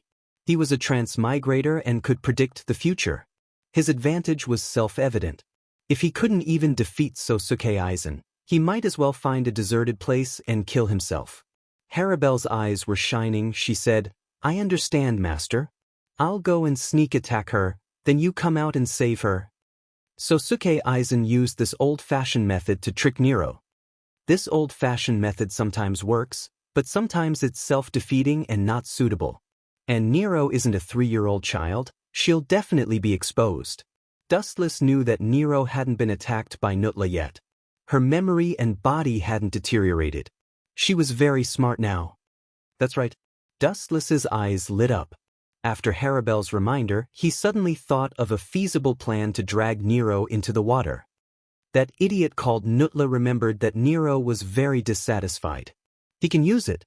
Dustless sneered and thought of a plan in an instant. Yes, he has always looked down on female voids. He's as arrogant as Grimjow, who was killed by Master. When mentioning Nutla, Haribel's face was cold. Amira Juches wasn't worth mentioning to her, but even so, Nutla didn't know what was good for him and deliberately provoked her. Not only did he provoke Nero, but Haribel also provoked him. She wasn't afraid of Nutla. Vasto Lord could easily crush a Juches. She was too lazy to deal with Nutla because she didn't want to cause trouble. But some people thought that this was a disguised fear, so they took advantage of it. That's just right. After using him, I'll take the opportunity to kill Nutla and purify the world. In the sandstorm, Dustless and Haribel's figures drifted and disappeared in an instant.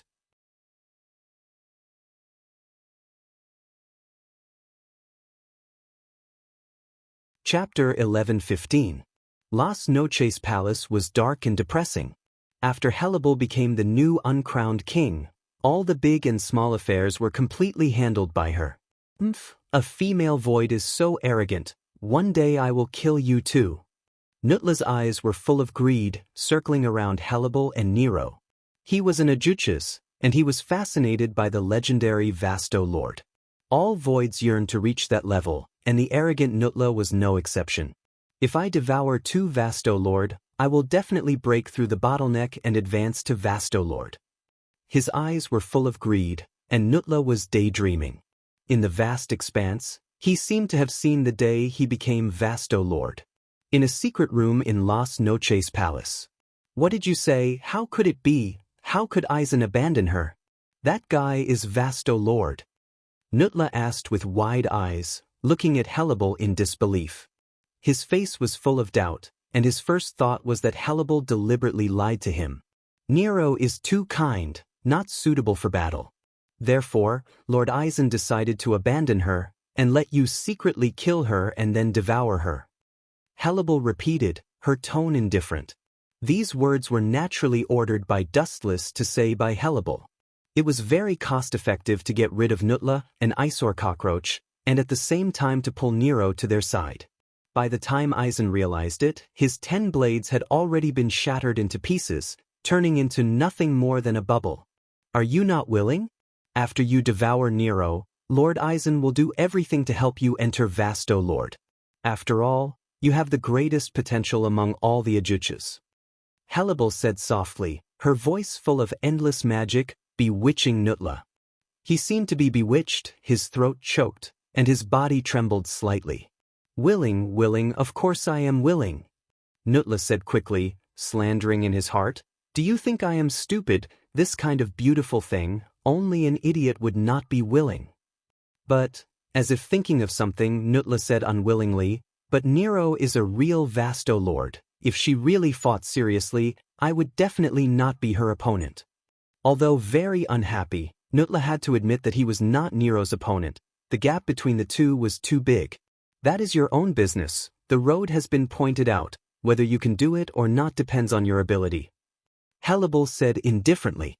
Hearing this, Nutla's expression, and began to think about how to plot against Nero. He didn't doubt Haribel's words because Nero was that kind of person. She wasn't suited for battle and was too kind.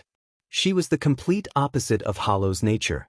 Therefore, Netera wouldn't be surprised if Sosuke Aizen kicked her out of the battle. The key was the method. Young master, I've already explained everything according to your method. As for Nutla's final move, I don't know.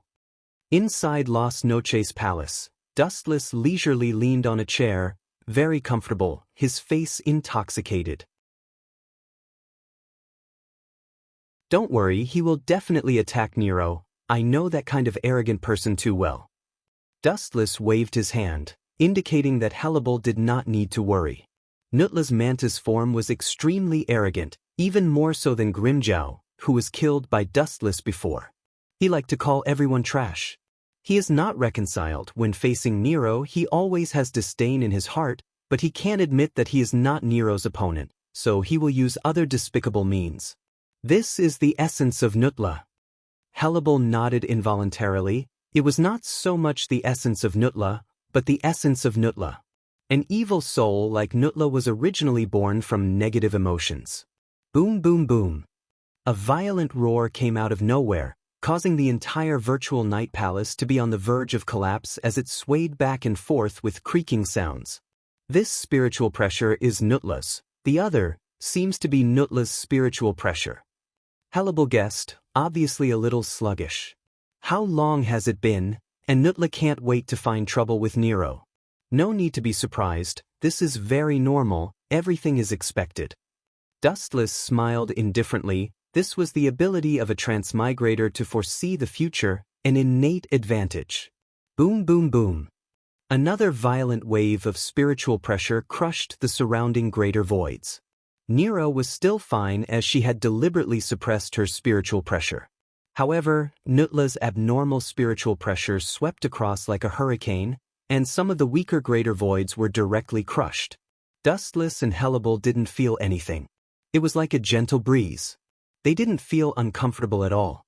Instead, they felt very cool. The only uncomfortable thing was that this cool breeze also carried an endless smell of blood. It made people uncontrollably nauseous. This is a good opportunity. Find a chance to get rid of Nutla, then I will save Nero. Dustless, who was watching in the dark, sneered. He did not think that he was despicable. Instead, he felt that he was unusually kind. Hannibal loyally followed Aizen Sosuke, who expected that in the end, she was instantly killed by Aizen Sosuke. Nero was probably not much stronger, so in Dustless's eyes, this was not a scheme, but a disguised redemption.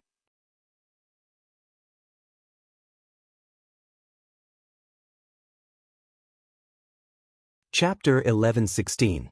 On the other side, Nero and Nutla were engaged in a fierce battle. The spiritual pressure of both sides swept across the entire Las Noches Palace, causing cracks to appear in many places. However, the grand voids of Las Noches Palace turned a deaf ear to this. This kind of thing was not strange. Nutla often challenged Nero, and most of the time, the results were the same. Nutla was completely defeated. After all, Nero was a Vasto Lord. However, the situation this time was somewhat unusual. Nero's spiritual pressure was ferocious, more than any previous time. She was serious. You dare to attack my subordinate? You bastard, you are digging your own grave. Everyone had their own bottom line, and Nero was no exception. Looking carefully, there were two grand voids leaning against the surrounding walls. There were obvious bloodstains on their bodies, and they were obviously seriously injured. Nutla went too far this time. He actually injured Nero's subordinate. This is interesting. Dustless rubbed his chin and laughed strangely. If Nero was playing with Nutla before, then this spiritual pressure that was close to going berserk showed that she was serious. Yes, Nilu values her subordinates very much. Nutla really poked a hornet's nest this time. A mere Ajuchas actually dared to anger Vasto Lord. I have a new understanding of his stupidity. This was simply a retard. A huge aura swept across the entire Las Noches palace. A thick energy beam spread out from Nero's body, and a destructive wave erupted. The ground was scorched and the sky was blocked.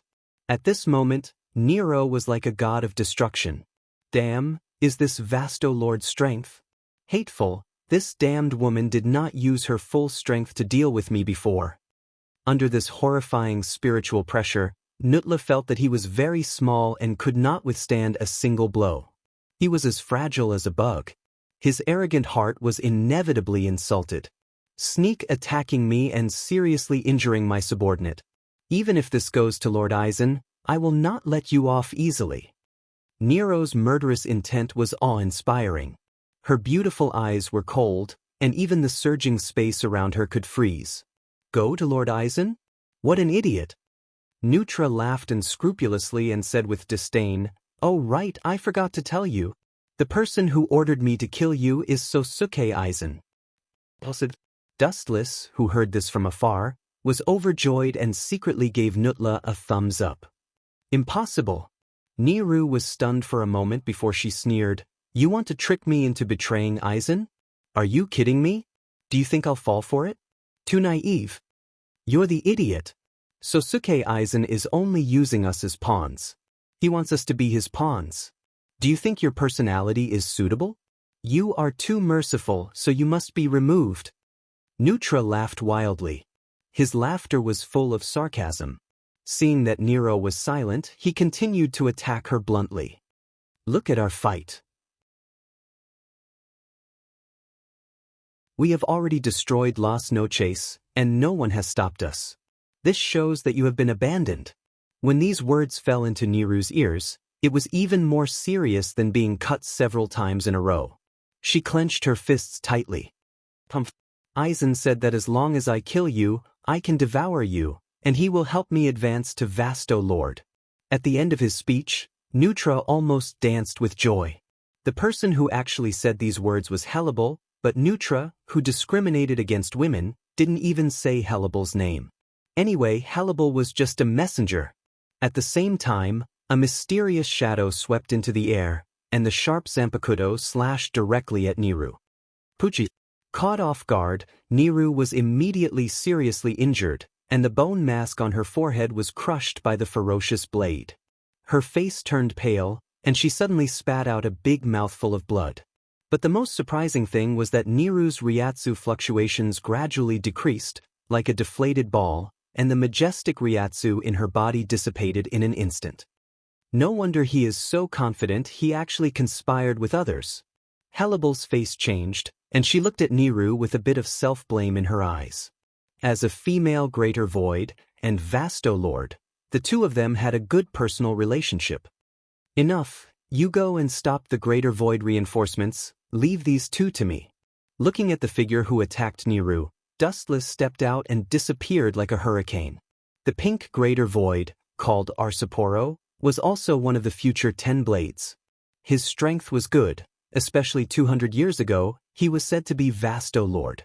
Later, for some reason, his soul was divided into two and he was demoted to the current Ajuchas. "I'm coming."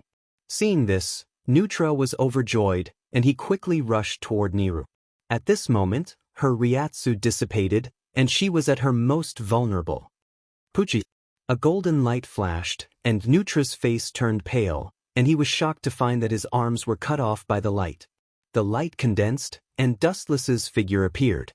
Looking at Niru, who was on the verge of collapse, Dustless stepped forward. Dustless breathed a sigh of relief and gave Niru a comforting look. "Phew, fortunately she's fine, just some superficial wounds, no big deal." "Who are you?" the pink-haired Arsaporo asked. "Looks like a grim reaper? But you dared to break into Las Noches Palace alone, Even if you are a Grim Reaper, you will die. Hearing this, Dustless stared coldly at Nutra. This meddlesome Ajuchas was beyond his expectations, and Niru was injured. It's you two who should die.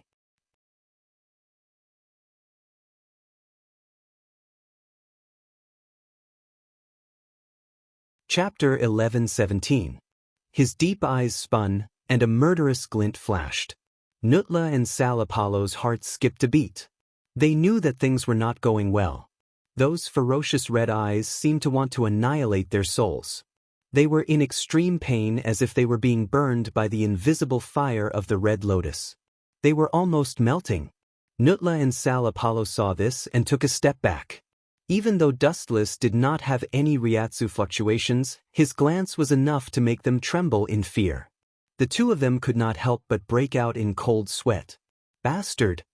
After taking a step back, Nutla, who realized what had happened, was shocked and angry. If there were not so many people around, he would have slapped himself. He was so scared by a person's gaze that he kept retreating, unable to resist. Just thinking about it made Nutla's whole body explode. What kind of humiliation was this? The sword of the Grim Reaper can't hurt me. Among the 10 blades, my steel skin is the hardest. Nutla laughed arrogantly. And I have this ability. The arms that were cut off by Dustless suddenly emitted a strange Ryatsu fluctuation. Immediately, the severed arms quickly regenerated. So, what are you trying to say? Dustless was not moved. He asked indifferently, don't talk about super regeneration and steel skin, these two shallow abilities. Even if you have the ability to resurrect the dead, you are still doomed to die. You said my ability is shallow. Nutla was stunned. He immediately laughed out of anger and said, is that so? Then I will let you understand what it means to defy the natural order. The word, shocking, is a true description of me. After saying that, Nutla waved his horrifying weapon and stabbed. His speed was so fast that only a black afterimage could be seen. Even because the sand was too soft, the place where he passed by set off a storm. You are short-sighted. Do you really think that Arankars are invincible? Don't be ridiculous. Don't say that you are just an Achuka's Arankar. Even if you are a Vasto Lord, in fact, you are just Esoasit. Dustless sneered. The so-called Vasto Lord was actually very fragile. At least in Dustless's eyes, it could be destroyed with a flick of his finger. For some Captain-class Shinigami, Vasto Lord was just as vulnerable. For example, Aizen Sosuke could suppress Ajuchas with Ryatsu alone. He could kill Vasto Lord with one strike. Dustless was even less of a problem. At this moment, the sky suddenly darkened. Dustless suddenly looked up and saw a figure wielding a large saber descending from the sky. The force of his falling body was like a mountain that weighed hundreds of tons. Go away. This guy is very strong. Seeing Dustless looking at the sky like he was possessed, the kind-hearted Nero quickly reminded him. However, if she knew that the person who had planned all of this was Dustless, her heart would probably be so depressed that she would vomit blood. Leave. Why should I leave? Hueco Mundo doesn't belong to their family.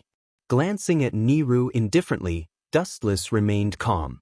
The chakra in his body surged, and a giant Tengu was formed in the blink of an eye. Kensusunu. Following Wu Chen's command, the golden light turned from virtual to real. The thick arm clenched tightly, and a super-large fist blasted out. What the hell is this? Nutla roared with a sharp tone. His eyeballs almost popped out of their sockets as he looked at the oncoming golden Daquan, which was almost the size of a small mountain. Feeling the penetrating sharpness of the fist, he quickly blocked his weapon in front of his chest. Bang! Under the control of his mind, the thick fist blasted into Nutla without any accident. The powerful force could destroy heaven and earth, and Nutla disappeared in an instant. Hundreds of meters away, Nutla was lying on the ground in a sorry state. His bones were shattered, and only his internal organs and head were intact. The rest of his body had been crushed. What kind of monster is that? Lifting his head with difficulty, he saw the terrifying Tengu armor, sensed the heart-palpitating power, and the injuries all over his body. Nutla's self-esteem collapsed in an instant. "I must tear you apart alive, I must." Nutla gnashed his teeth and said hatefully, revealing a hysterical madness in his words. Listening to this determined tone, it seemed that he wanted to perish together with Dustless. However, he didn't have the chance. Dustless turned into a rainbow light, illuminating a large area of Las Noches Palace. The dazzling light made people not dare to look at him directly. What does this guy want to do? Nutla was stunned. Looking at Dustless, who had turned into a flash of light, a hint of fear instinctively flashed in his eyes. He quickly used all the strength in his body to activate super regeneration. He instinctively felt that something was wrong. Are you still going to struggle? But it doesn't matter. You're lucky that your internal organs weren't destroyed just now. This time, I'll crush your entire body. With a sinister smile, the light gathered in Dustless's hands swarmed out. The moment it appeared, it almost covered the entire sky. Yasakani no Magatama. Whoosh whoosh whoosh. Thousands of sharp piercing sounds made people shudder. Nutla stared blankly at the falling light bullets. His face was ashen, and the idea of super regeneration was put down. Bang bang bang. Not only Nutla's body, but the earth was also affected by the most ruthless and cruel radiance. Countless holes were dug out, and almost half of Las Noches Palace was filled with holes. As for Nutla, his body was crushed into powder, and the stench of a foreign species was still lingering. Life and death were completely destroyed. Not to mention continuing to fight with Dustless, Nutla didn't even leave behind a corpse.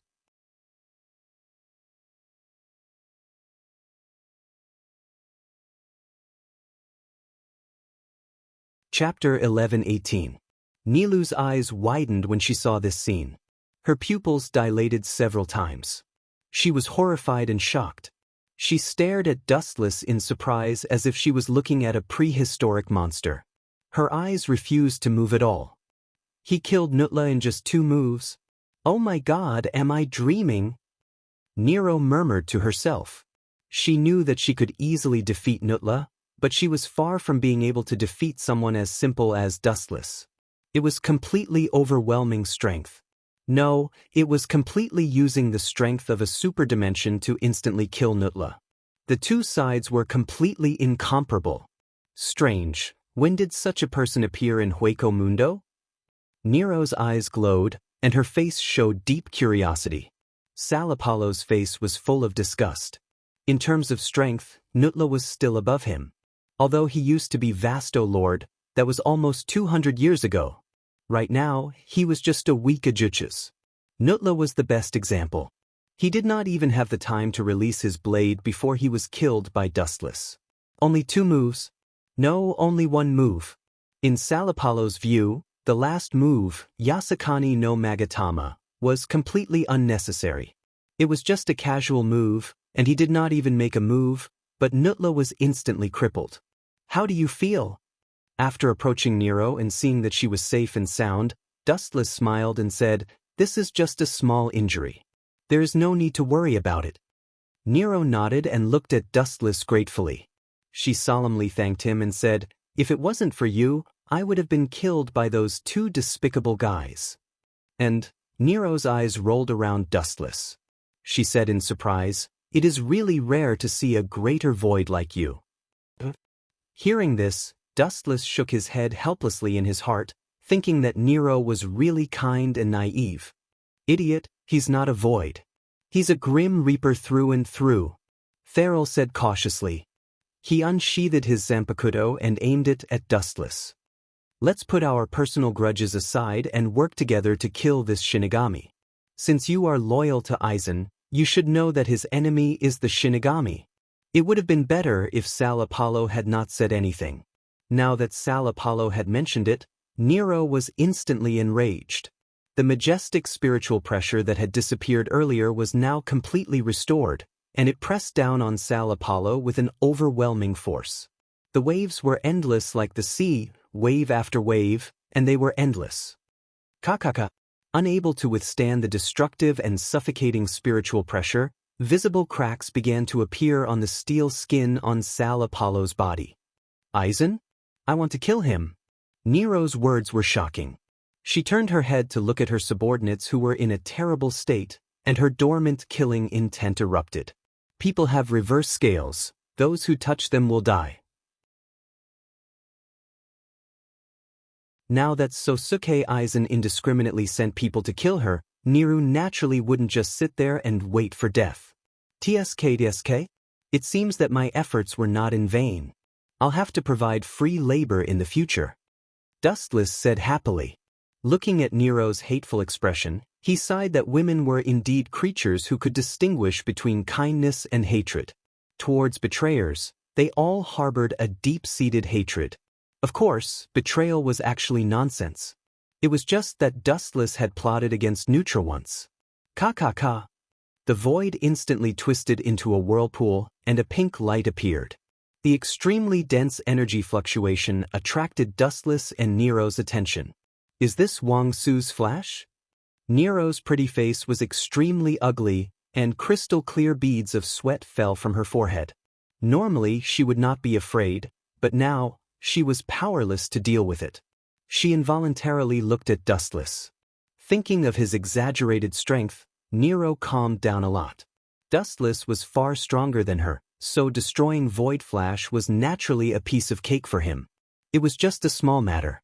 Go to hell, you two eyesores. Feral Apollo said hatefully. He exerted his Ryatsu, and the pink Void Flash grew bigger and bigger. Whoosh whoosh whoosh. The light that had reached the bottleneck gushed out, directly crushing Dustless and Neru. Its power was extremely powerful. Everything that was covered by the pink light was distorted, and even the passing wind and sand were forced to change their trajectory. Boom boom boom. The moment the energy sphere appeared, it turned into a thick beam of light. Dustless and Nero were not worth mentioning. They were so small that they could be easily killed with a flick of a finger. Scared out of your wits? Serves you right. This is the Wang Su's flash, that I used with all my strength, so its power is naturally extraordinary. It's normal for me to be afraid. Neutra smiled proudly, and his smile was very arrogant. You're mistaken. Dustless shook his head and denied it lightly. I didn't dodge not because I was scared out of my wits, but because there was no need to dodge at all. You want me to escape? You don't deserve it. Then, under Feral Apollo's shocked gaze, Dustless slowly raised his right arm and swept it up, hitting the incoming Void Flash head-on. Whoosh whoosh whoosh. The Void Flash that was powerful enough to destroy the sky was suddenly forced to change its trajectory and swept toward the sky. It was casually slapped away by Dustless. How is this possible? I must have forgotten to bring my eyes when I came out in a hurry, and my old eyes must be seeing things. Feral Apollo gasped and said in a daze. His tone became abnormally slow, and his eyes were fixed on Dustless. Especially when he saw that Dustless looked as if nothing had happened, he was even more certain of his thoughts. It was definitely an illusion.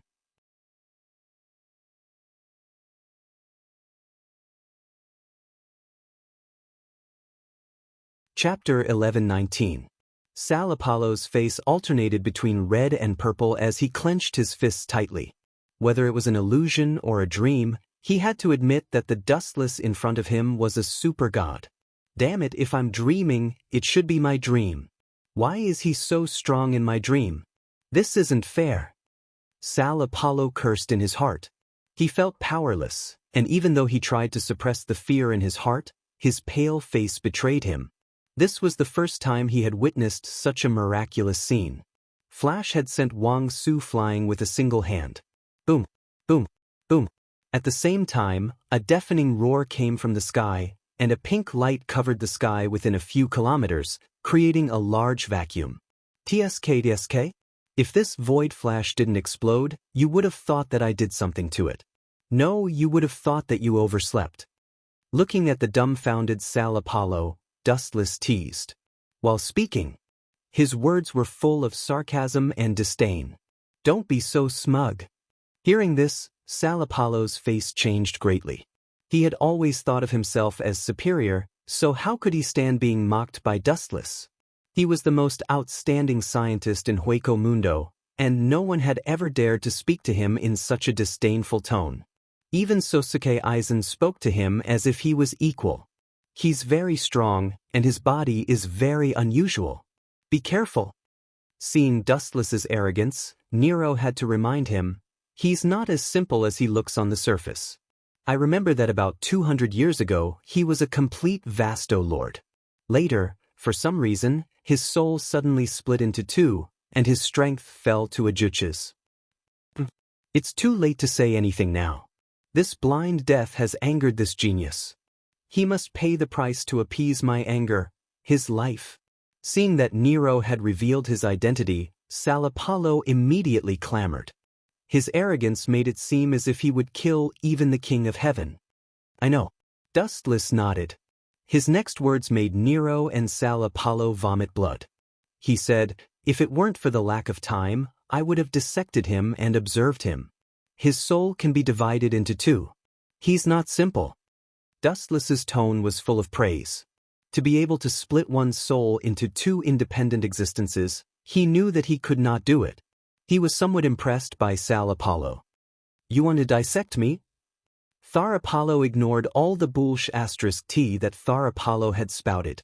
Tharapalo's handsome face was contorted as he roared, even if your head captain is here, he won't be able to save you, you bastard. Dustless's eyelids didn't even twitch when he felt the murderous aura coming at him. He directly ignored it. After glaring at Dustless fiercely, Salapalo suddenly took out a bottle of medicine. Dustless looked at it coldly and put it to his mouth. Stop him. Nero hurriedly urged Dustless. Salapalo is a mad scientist. His research will definitely change the outcome of this battle. Let him do what he wants.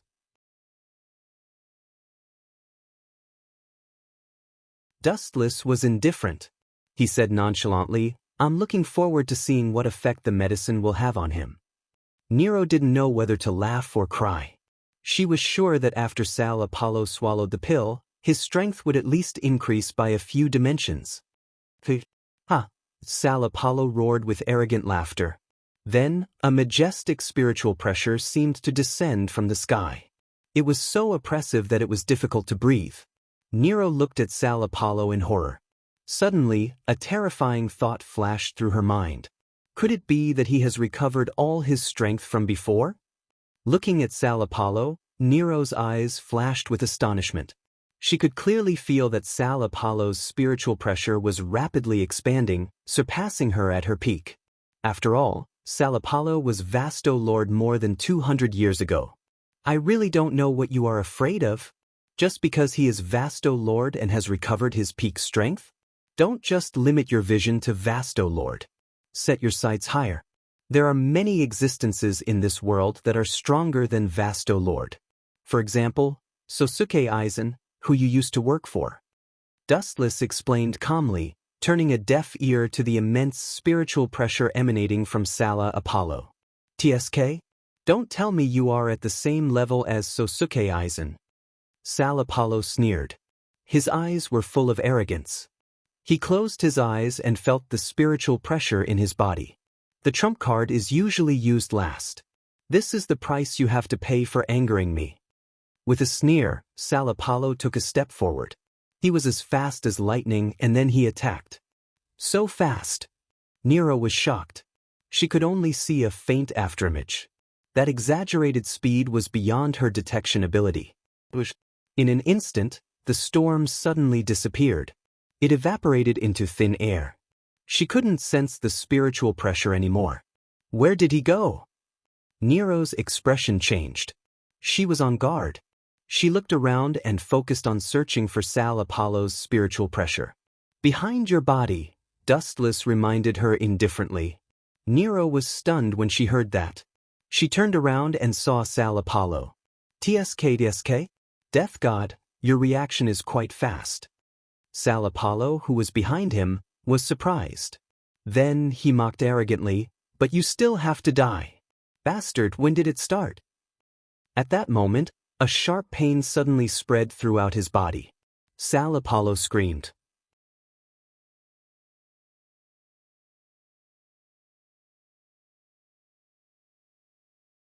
Chapter 1120. Sal Apollo was shocked. Following his line of sight, one could clearly see that there was a golden sword stabbed into his abdomen. It was sharp, and the blade was emitting a dazzling golden light. Just looking at it would cause one to feel a stabbing pain in one's eyes. It was Dustless's personal artifact, the sword of heavenly clouds condensed from the glint fruit. When did this happen? I didn't see you do anything. Sal Apollo murmured as his monstrous body trembled. When? This sentence and this question are too funny. Dustless was very calm, and then he sneered in disdain. Indeed, as you said, I didn't do anything. You were the one who foolishly bumped into me. Ha! These words made Nero laugh. Looking at Sal Apollo's flushed face, she felt particularly happy. Stop bullshitting me. Sal Apollo's face turned red as he quibbled. His suffocating and despairing aura locked onto Dustless, and a beast-like ferocious glint flashed in his eyes. Or it could be said that he was an out-and-out beast. His whole body was covered with a thick bloody light. Enduring the pain all over his body, he forced himself to retreat. Every time he moved, his body would be in extreme pain. This damn thing is still hot? Sal Apollo was in unbearable pain. The scorching light of the sword of heavenly clouds was eroding his body. His internal organs were scorched, and his life force was reduced without limit. Bastard! Sal Apollo said fiercely, and his sharp roar sounded like he wanted to cut Dustless into pieces. Seeing that you are in so much pain, I will be a good person and help you. Looking at Sal Apollo, who was trying to break free from the sword of heavenly clouds but was in so much pain that his whole body was cold, Dustless chuckled, and his left eye suddenly turned white. The Tensigan descended. He gently raised his right hand and aimed at Sal Apollo's abdomen, and the chakra in his body began to dance. What? You want to hit me with such an ordinary fist? Do you think I am a human? No, this kind of ordinary fist can't even kill a human, let alone me, who was a top great void realm expert of Vasto Lord 200 years ago. Looking at the ordinary fist, Sal Apollo expressed his disdain. The corner of his mouth curled up into a mocking smile. Does that so? Then please give it a try. Dustless smiled strangely, and the Tensigan rotated rapidly, injecting all the eye power into his fist. Bang bang bang. An unparalleled repulsive force exploded, instantly blowing up half of Sal Apollo's body, leaving only the lower half. I wanted to play with you until the end, but it seems like I used too much strength. Dustless said with a face full of self-blame. You bastard. The roaring sound came from all directions, and the indignant voice lingered in Wu Chen's ears for a long time without dispersing. Still alive? That's great.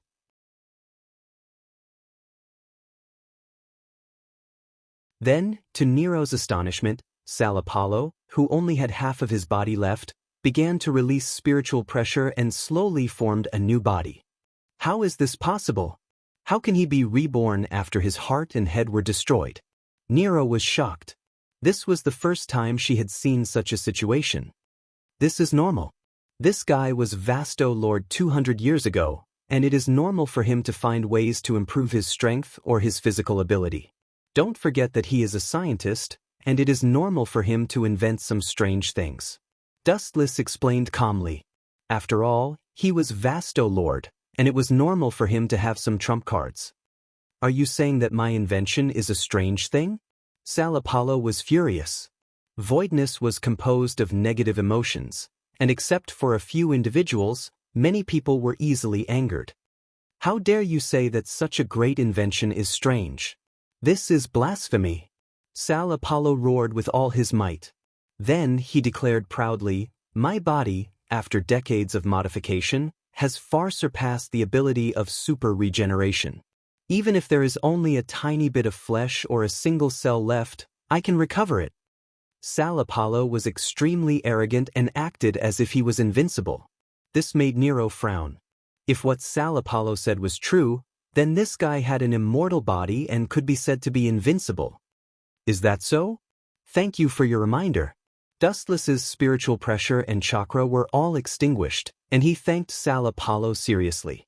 Soon after, the corners of his mouth lifted slightly, revealing a terrifying arc, Since you've told me your weakness, then I'll shatter your entire body.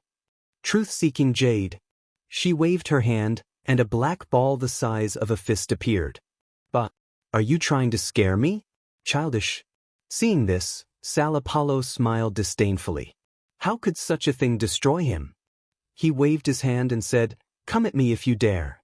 I promise I won't dodge." Then, please go to hell. Dustless said coldly. With a thought, the truth-seeking jade instantly enlarged by hundreds of times, turning into a large ball and swallowing Sal Apollo, who was unaware of it. He didn't even have time to scream before he disappeared. Now, except for Baligan, the king of Hueco Mundo, who was killed by Dustless last time, there was one less Vasto Lord. Won't Aizen Sosuke vomit blood from depression? Dustless thought to himself. Bail Egan had been killed, and so had Grimjow, and Nutla just now, and Sal Apollo were no exception. Hannibal used to be Dustless's secret chess piece, and now Nero had been betrayed by him. Aizen Sosuke's 10 blades were in pieces.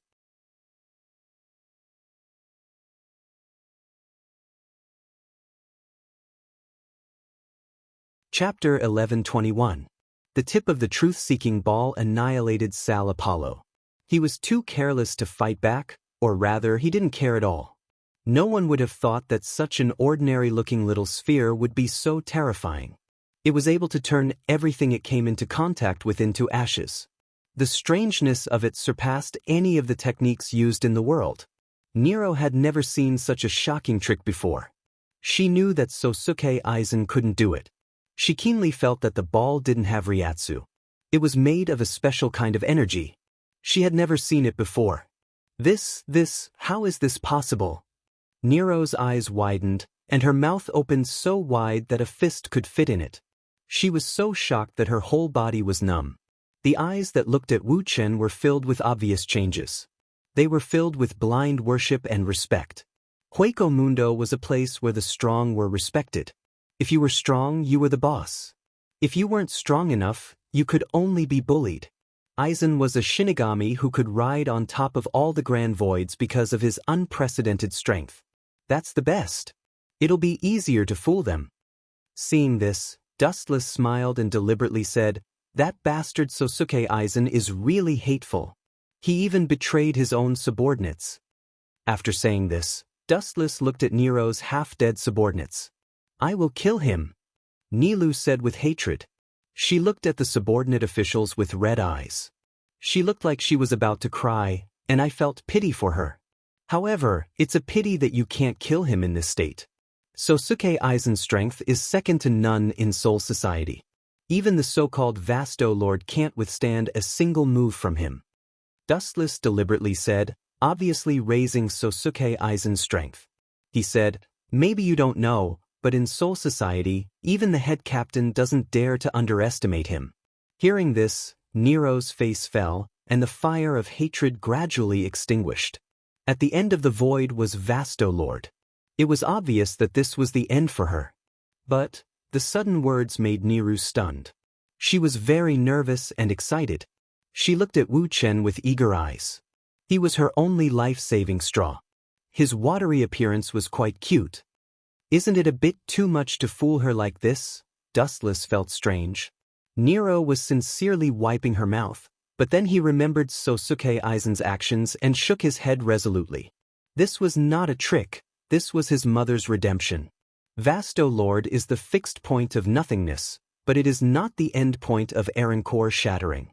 Hogyoku can only remove part of the mask on your body, so Aaron-core shattering actually has the possibility of improvement. Wu Chen explained with a chuckle, his tone was extremely certain. At this moment, a golden rainbow rushed over. 1,000 meters, 100 meters, 10 meters. Its speed was extremely fast.